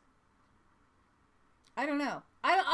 Dude, I got O.J. Simpson. We got people following people. Like, reporters get the story out in the United States. So, of course, Sean. We have, it's called the First Amendment and the freedom of the press. So, you know. I have been watching the Stephen Avery second series on Netflix the past couple of days while I've been resting. And one thing that I'm finding is that these reporters have no shame. That they go and they get in the faces of the family on both sides. Mm-hmm. And there aren't, in cases where there actually maybe should be some restrictions, where the reporter should be given a line that you can't cross. Well, there's a difference between a reporting restriction and being able to harass people. Okay, but I mean even like just reporting on certain parts of the case where I'm like, wow, that's really crazy. That you're able to put that right out there in the very beginning. You're able to put these facts out there, which makes it so finding a jury is very difficult because the jury's already seen all of the news. Okay. So, but there aren't, that's the thing.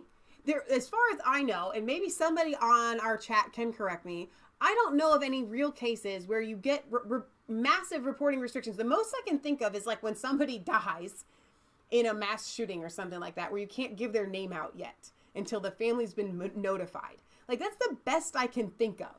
And so the fact that they're coming out and saying, well, Tommy should have known there was a reporting restriction or something.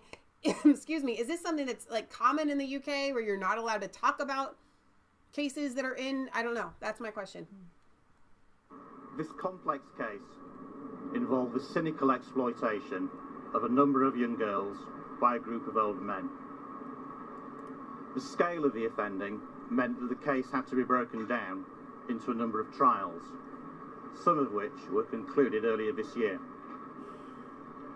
The judge today has relaxed reporting restrictions so that some details of those cases can now be reported.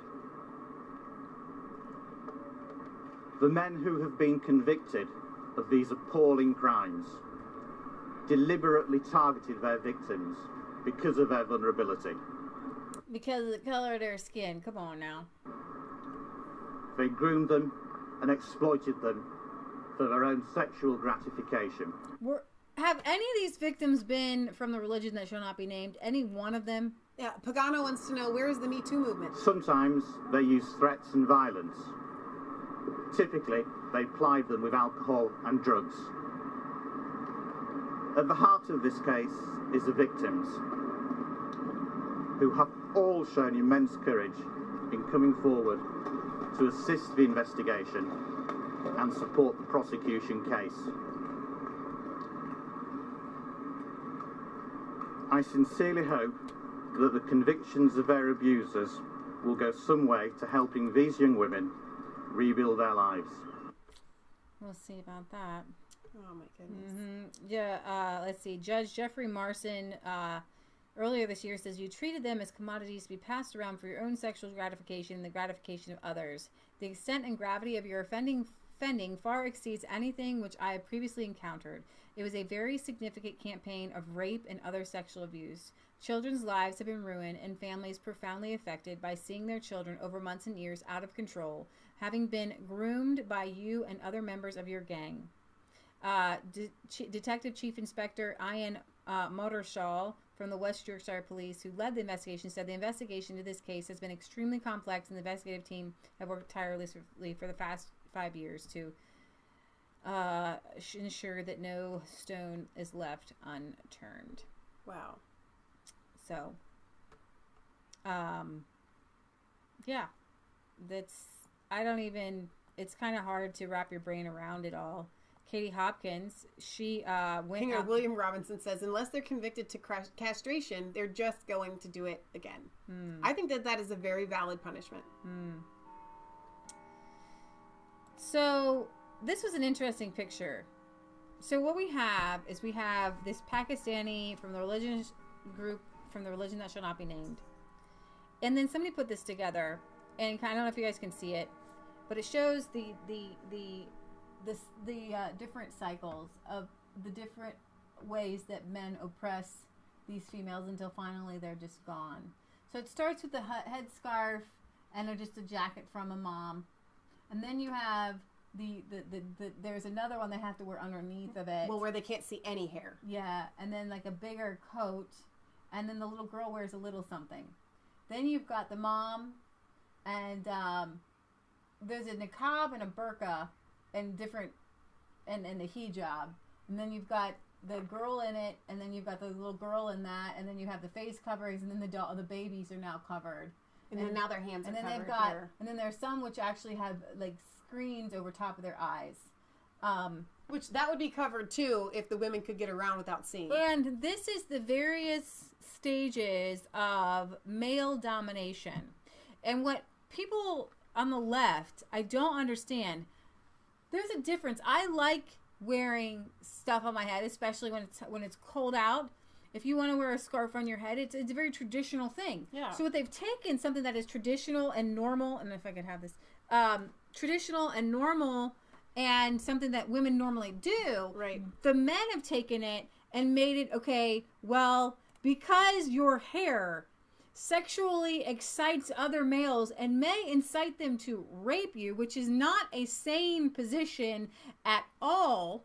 Okay, that the idea that any male or female would say that hair would incite somebody to rape is absolutely insane. Or even you just punish that person by castration or something. Yeah. If they rape, that's what you do. That's how you curb that sort of behavior.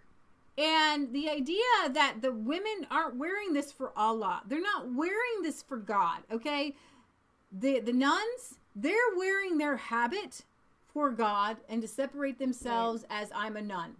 Okay? They are wearing it for God. A lot of traditional Christian women, they go places, they cover their hair. It's for God. The women shouldn't pray with that hair covered, and a lot of people take that a different way. You go into a church and women cover their hair, and it's the same thing like in Judaism. Men wear the little thing. The rabbis cover their whole head and the whole. I mean, that's not what we're talking about.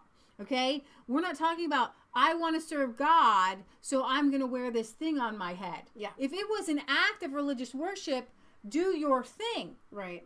But that's not what we're talking about. And so when the leftists, what they think they're doing when they have National Hijab Day and they're wearing the hijab in support of a religion, I would go behind that. If it was a religious expression of your faith towards God. Right. Okay? But these hijabs and the niqabs are not about that. They're about men who can't control themselves sexually. And when you have sexuality mixed with religion, you get this weird, strange, awful cult. Right. Okay? To literally say women have to wear a headscarf because they're sexually exciting to men, it's not about God to them. It's about sexually exciting men, and that's where the sickness comes in, and that's where it gets even sicker when you have it on children, because you're literally sexualizing little girls, and then you totally take away their entire freedom to live. And then you take it a step further, and we have theocracy.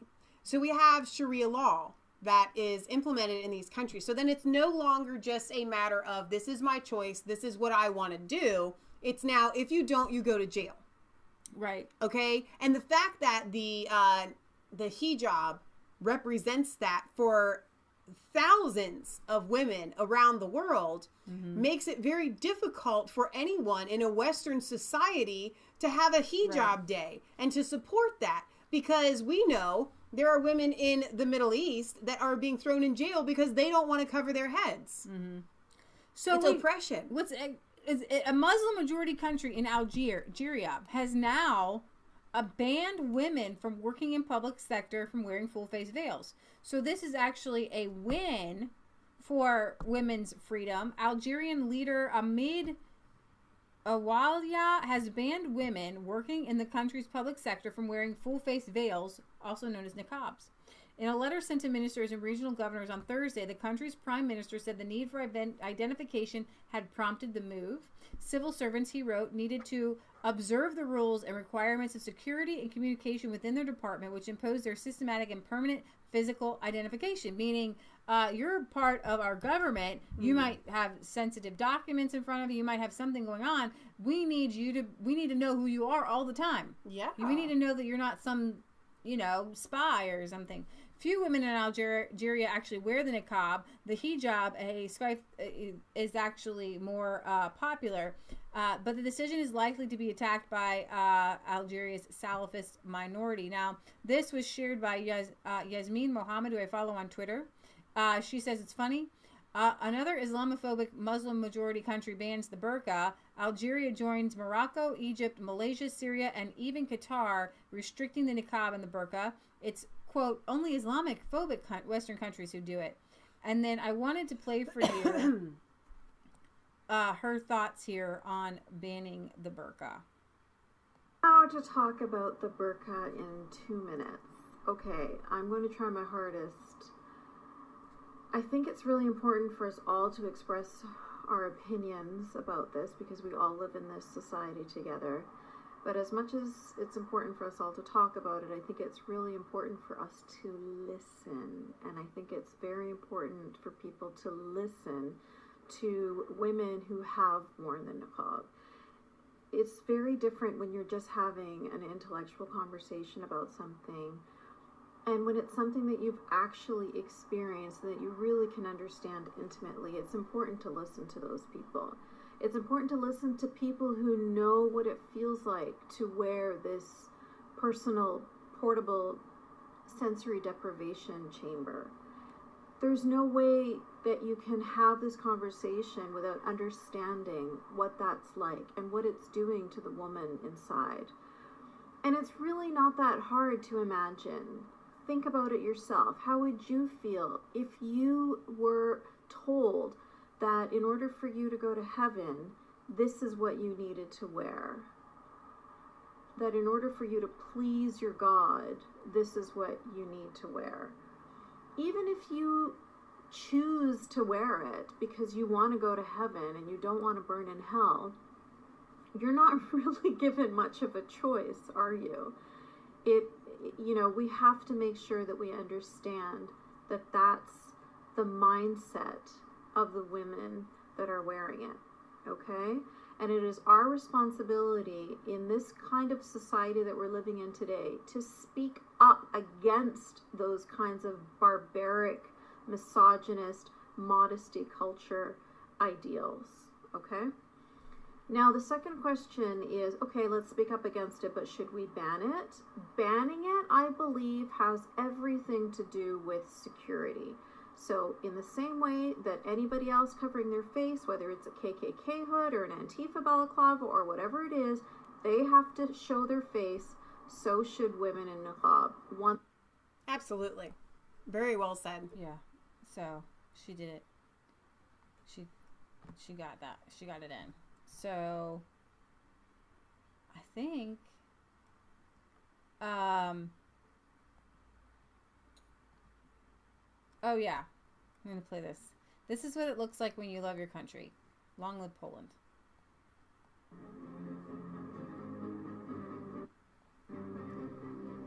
On November 1918, Poland reclaimed its independence after 123 years of occupation. Every year on the 11th of November, hundreds of thousands of Polish patriots celebrate their Independence Day. This year, we are dedicating our demonstration to all of Europe. Wow. Now is the time when the patriots of our whole continent must unite and fight together. We must defend our nations, traditions, and cultures. We must say no to multiculturalism and to the dangerous social experiments being conducted on the peoples of Europe. We all see what radical Islam stands for. Corrupt politicians and the establishment's media are trying to make us believe that Europe must accept millions It is simply impossible to assimilate such numbers of people who do not understand or respect our cultures or obey our laws, and there are many terrorists among them. This is an invasion.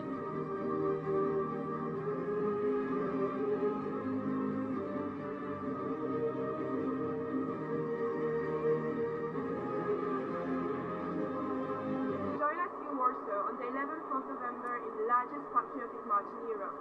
We invite you to the demonstration of freedom in Europe for the people of Europe. We are waiting for you. Tomorrow must belong to us. So we have had so many of you send messages from Poland asking us to come for the 11th of November. That would be epic and that would be wonderful. And perhaps one day on the 11th of November, we will make it. I would love to join that. However, I have just looked at our calendar to check and see what day the 11th of November is, and it is a Sunday.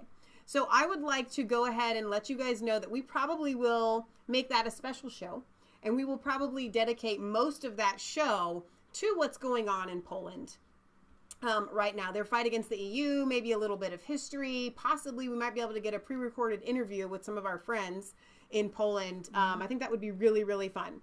So I'm going to try to see if I can get that set up, because I think that would be a really exciting show for us to do on their Independence Day, and just make that our entire Sunday show on the 11th of November totally about Poland. So that would be awesome. You've reached the part of the show where we might sing a song and we might have a mail call. So what do we got, Michelle? We have a card from Lois. And Lois loves to send us, Lori, excuse me, her last name kind of melds together as that name. But anyway, Lori, forgive me. She has sent us cards in the past, and it always makes my day when I open up the P.O. box and I see one from her. So she sent us a Halloween card. It's actually got sparkles on it. Hope Halloween lightens up your eyes, glows with fun, and leaves you with the sweetest memories. Have a very happy Halloween. Thanks so much for all the great shows that you both do. I really enjoy the shows. Take care, and thank you for also getting the truth out to the world. God bless. Best wishes, Lori. So thank you very much for that. Speaking Lori. of Halloween, some witches try to put a hex and they burn effigies of Donald Trump and Kavanaugh. Oh my gosh, that was so funny. Millie went there. And then they had Christians there like singing and praying. It was pretty funny. No, that's awesome. All right, so Maia, I don't know if Hadassah is with you right now, but Maia's lovely little sister Hadassah had written us a letter, and I couldn't find it for Friday's show. Dear Michelle and Leah, I love the way you two make me giggle. It's fun when you and Leah make funny accents. Leah did some today, her little Swedish one and your Irish German. Excuse me. I'm hoping to get a video call soon, and that is going to happen. It will be off air just for Hadassah. And I'm very, very, very, very super excited about it. I really want to see what your mom looks like. Hang on. We haven't done this in a while, and per Hadassah's request, Patriot Gallery will not go on air. But for the sake of right now, for finishing the letter, that is a picture of Patriot Gallery. All right, so I'm your biggest fan. Thank you, Hadassah. I would like you and Leah to sing 2 songs for me, Stuck Like Glue and the Princess Diana rap. Love, Hadassah. P.S. I had to rewrite this letter 5 times before I got it right. Smiley face, heart, heart, smiley face, heart, and another heart at the bottom. So, Hadassah, you absolutely made my day when I saw your letter in the post office box, and we will be getting a video call to you. Now, when it comes to, I told Maia that I found it very interesting that Hadassah wanted us to sing the Princess Diana rap. Because if you guys haven't seen the Leah and Michelle Virgin Diaries, there is a rap that we do. And, for the fun of it, we will just, yes, we're going to do it right now. And we're going to do it with ourselves. No, can we, maybe we sing praise and worship first. This is going to happen. This is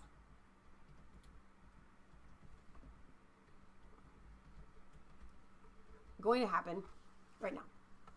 Here.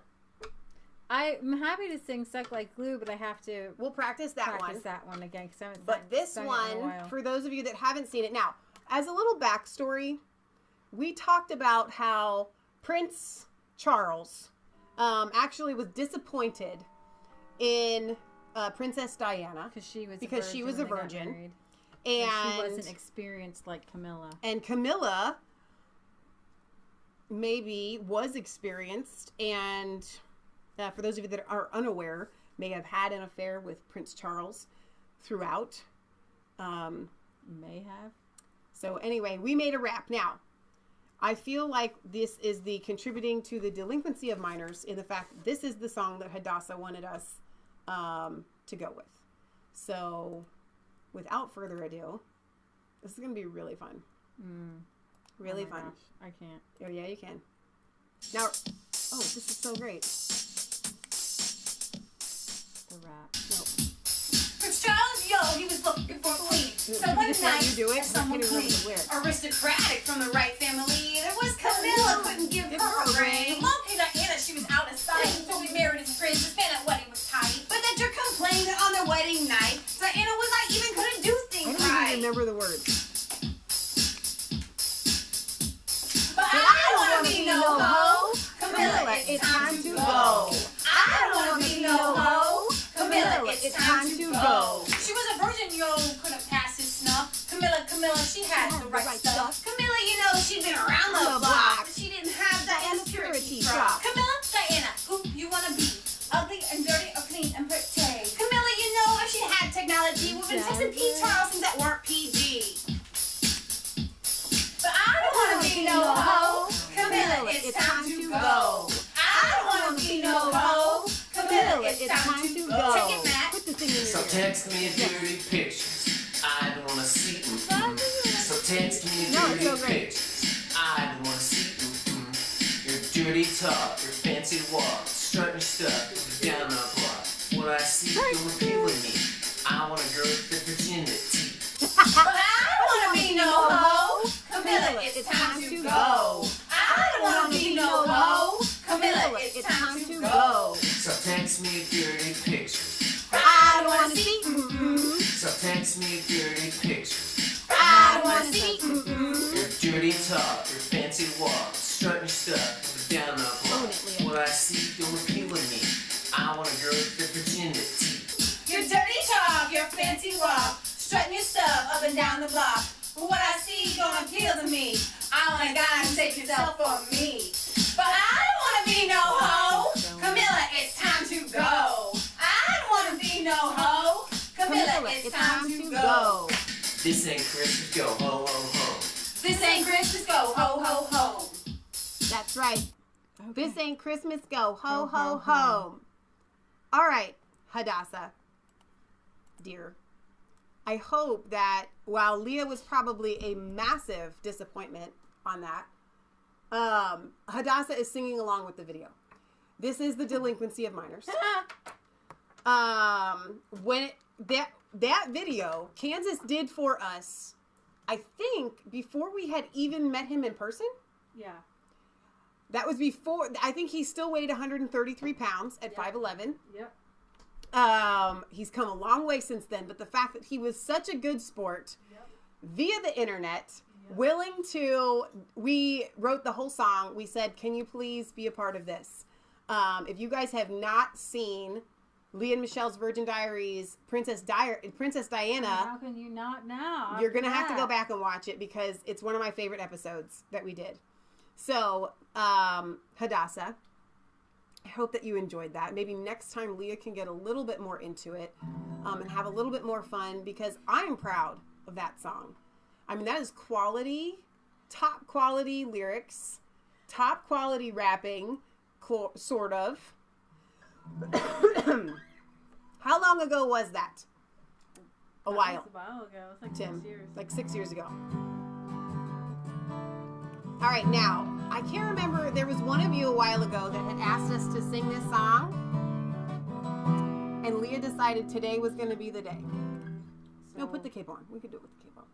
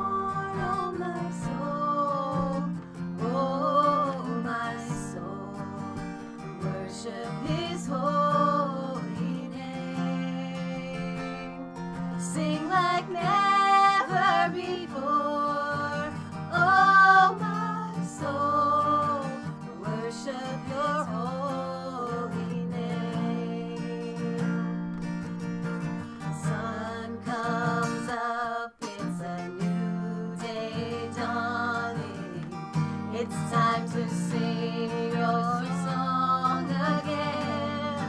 Whatever may pass and whatever lies before me. Let me be singing when the evening comes. Bless the Lord, oh my soul, oh my soul. Worship His holy name. Sing like never before, oh my soul. Worship His holy name. You're rich in love and you're slow to anger. Your name is great and your heart is kind. For all your goodness I will keep on singing. 10,000 reasons for my heart to find. Bless the Lord, oh my soul, oh my soul. Worship His holy name. Sing like never before, oh my soul. Worship His holy name. And on that day when my strength is failing, the end draws near and my time has come.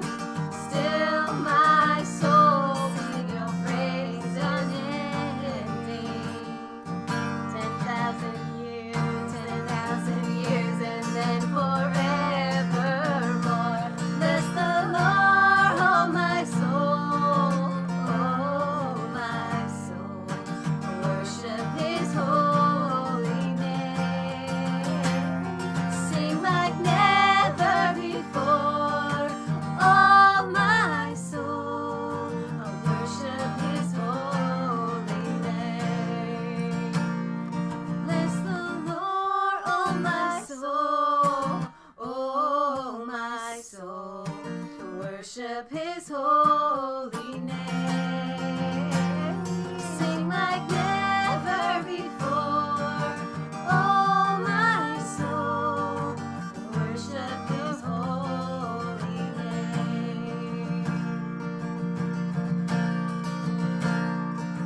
Sing it again.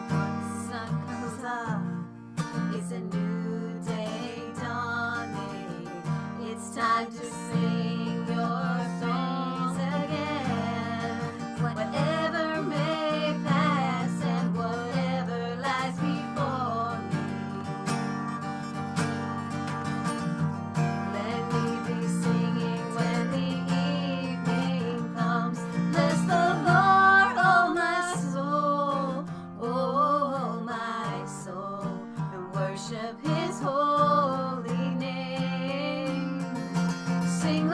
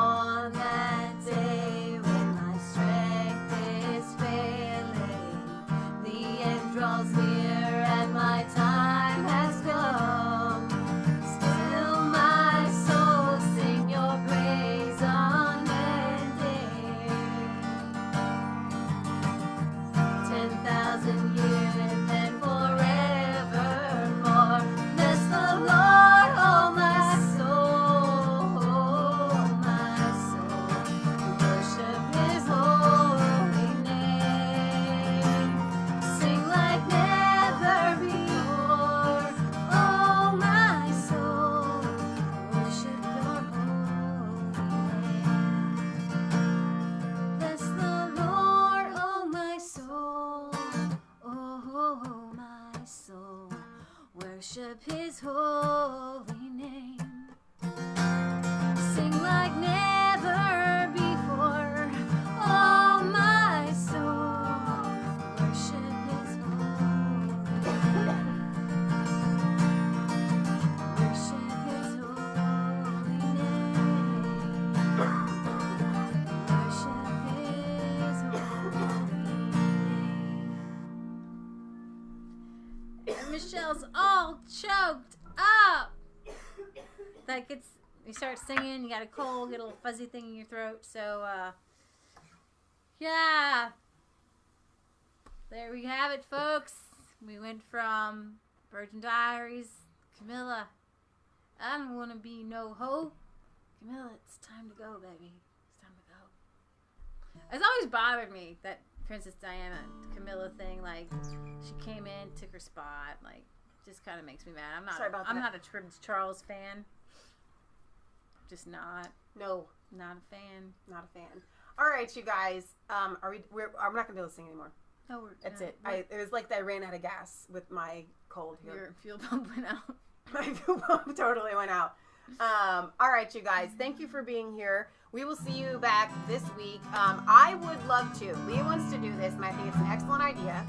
I think tomorrow night is the rally with Trump and Ted Cruz in Texas. So do you guys remember when we did our little Trump rally where we just played it and you saw our reactions? We're going to try to do that tomorrow night. Do we know what time the rally is? I know Texas is in Central Time.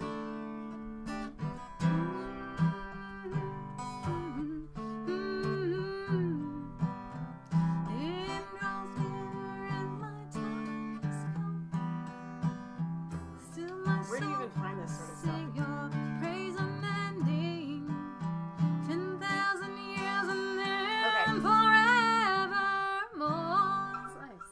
It's set for 6:30. I think that's Central Time, right? In Texas.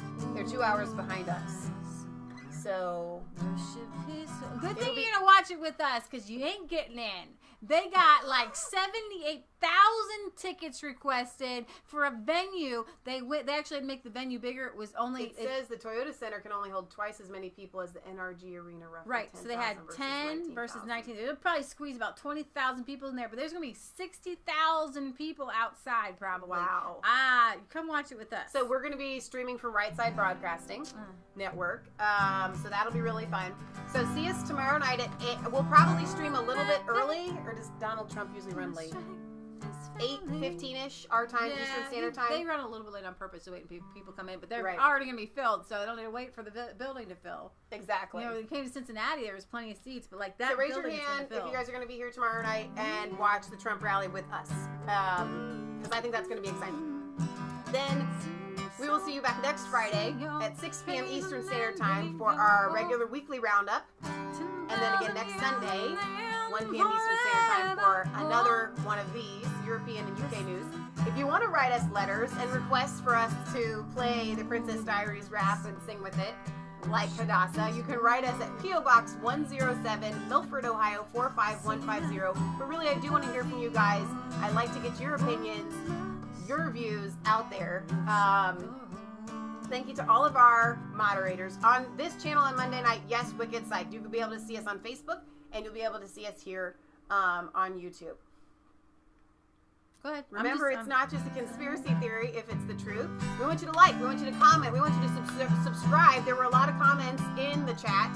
If you're on YouTube, wait till the video processes and leave your pertinent comments after. I want to welcome all of our new subscribers that we've gotten from the Diamond and Silk movie review that we did. I don't know if you guys saw this or not. Show you. We finally reached the 11,000 subscriber mark. So we'll hit this. There it is, guys. It's right there. We got a little bit out of the censorship for a moment. For a moment. Well, they were polling. Like, literally, I showed you guys how I had They had said you gained 96 subscribers in the last 26 days, you lost 96 subscribers in the last 28 days or whatever, and so you've had a gain of 0, meaning for every sub that we gained, we lost 1. I would love to see them. We have teetered at 10,895 to 10,905. Like they've been keeping us there. Well, now we've blasted through that thanks to the Diamond and Silk Democrats review that we did, and it just keeps raising. That video, that specific video. You might see us on Tuesday. We might go see Dean Cain's Gosling movie about the abortion guy. Yeah. So that this might be our Diamond and next Silk thing. video has already had 7,700 views in what day did we see that? Monday? So in less than a week. When you search Dummycrats, there we are. That's why it's gotten so many views. You literally put it in there and we're number 2. So, see, that's what happened to us with the Bill Clinton Ivanka thing. We were like number 1. That's how we got 75,000 views in a couple days. And that's how it's happened historically with every video that we've had that had 75,000 views, 100,000 views. Charlottesville, we went live and people were able to find us. But when it's something like this, that YouTube, they can't stop it. They can't stop it. Can't stop it. YouTube. Read their algorithm. And people are going to be searching for Dummycrats for a while. So I'm kind of excited about that. So I want to end. It's a great. For those of you that are wondering, it was a one-night event. You can't see it in theaters again, but they are going to put it. I think somebody had gotten it on Amazon pre-ordered. So what did you want to do? I'm just going to sing through it again, my own version. Okay. And so, I wanted to sing it praise and worship wise so people could sing with us. And now as we're leaving, you guys can head out and we're just going to sing our own little version. I like it. Bless the Lord, oh my soul. Oh my soul. Worship his holy name. Sing like never before. Oh my soul. Worship your holy name. Britt Basel wanted to know for tomorrow, it'll be 1:30 UK time, AM. Sorry guys. 8:30, 8:15 here will be 1:30, 1:15 time. It's a new day dawning. It's time to sing your song again. Whatever may pass, whatever lies before me. Let me be singing when the evening comes. Bless the Lord, oh my soul, oh my soul. I worship his holy name. Sing like never before, oh my soul. I'll worship his holy name. Help me out. We're not that far. You're rich in love and you're slow to anger. Your name is great and your heart is kind. For all your goodness, I will keep on singing. 10,000 reasons for my heart to find. Bless the Lord, oh my soul.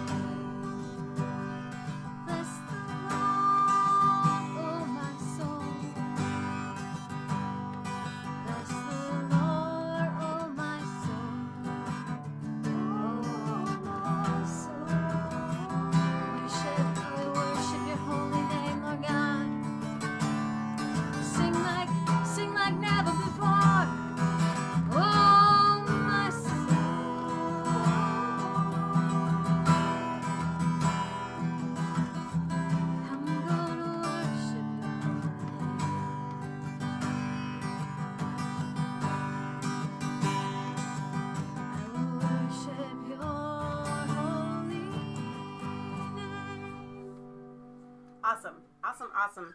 All right, you guys. Thank you for being here.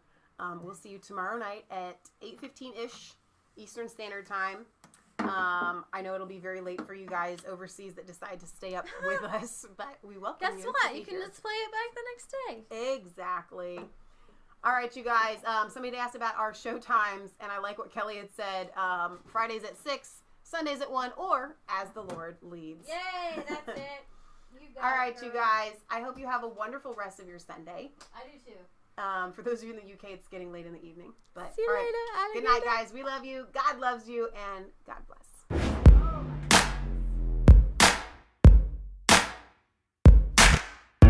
I was cold.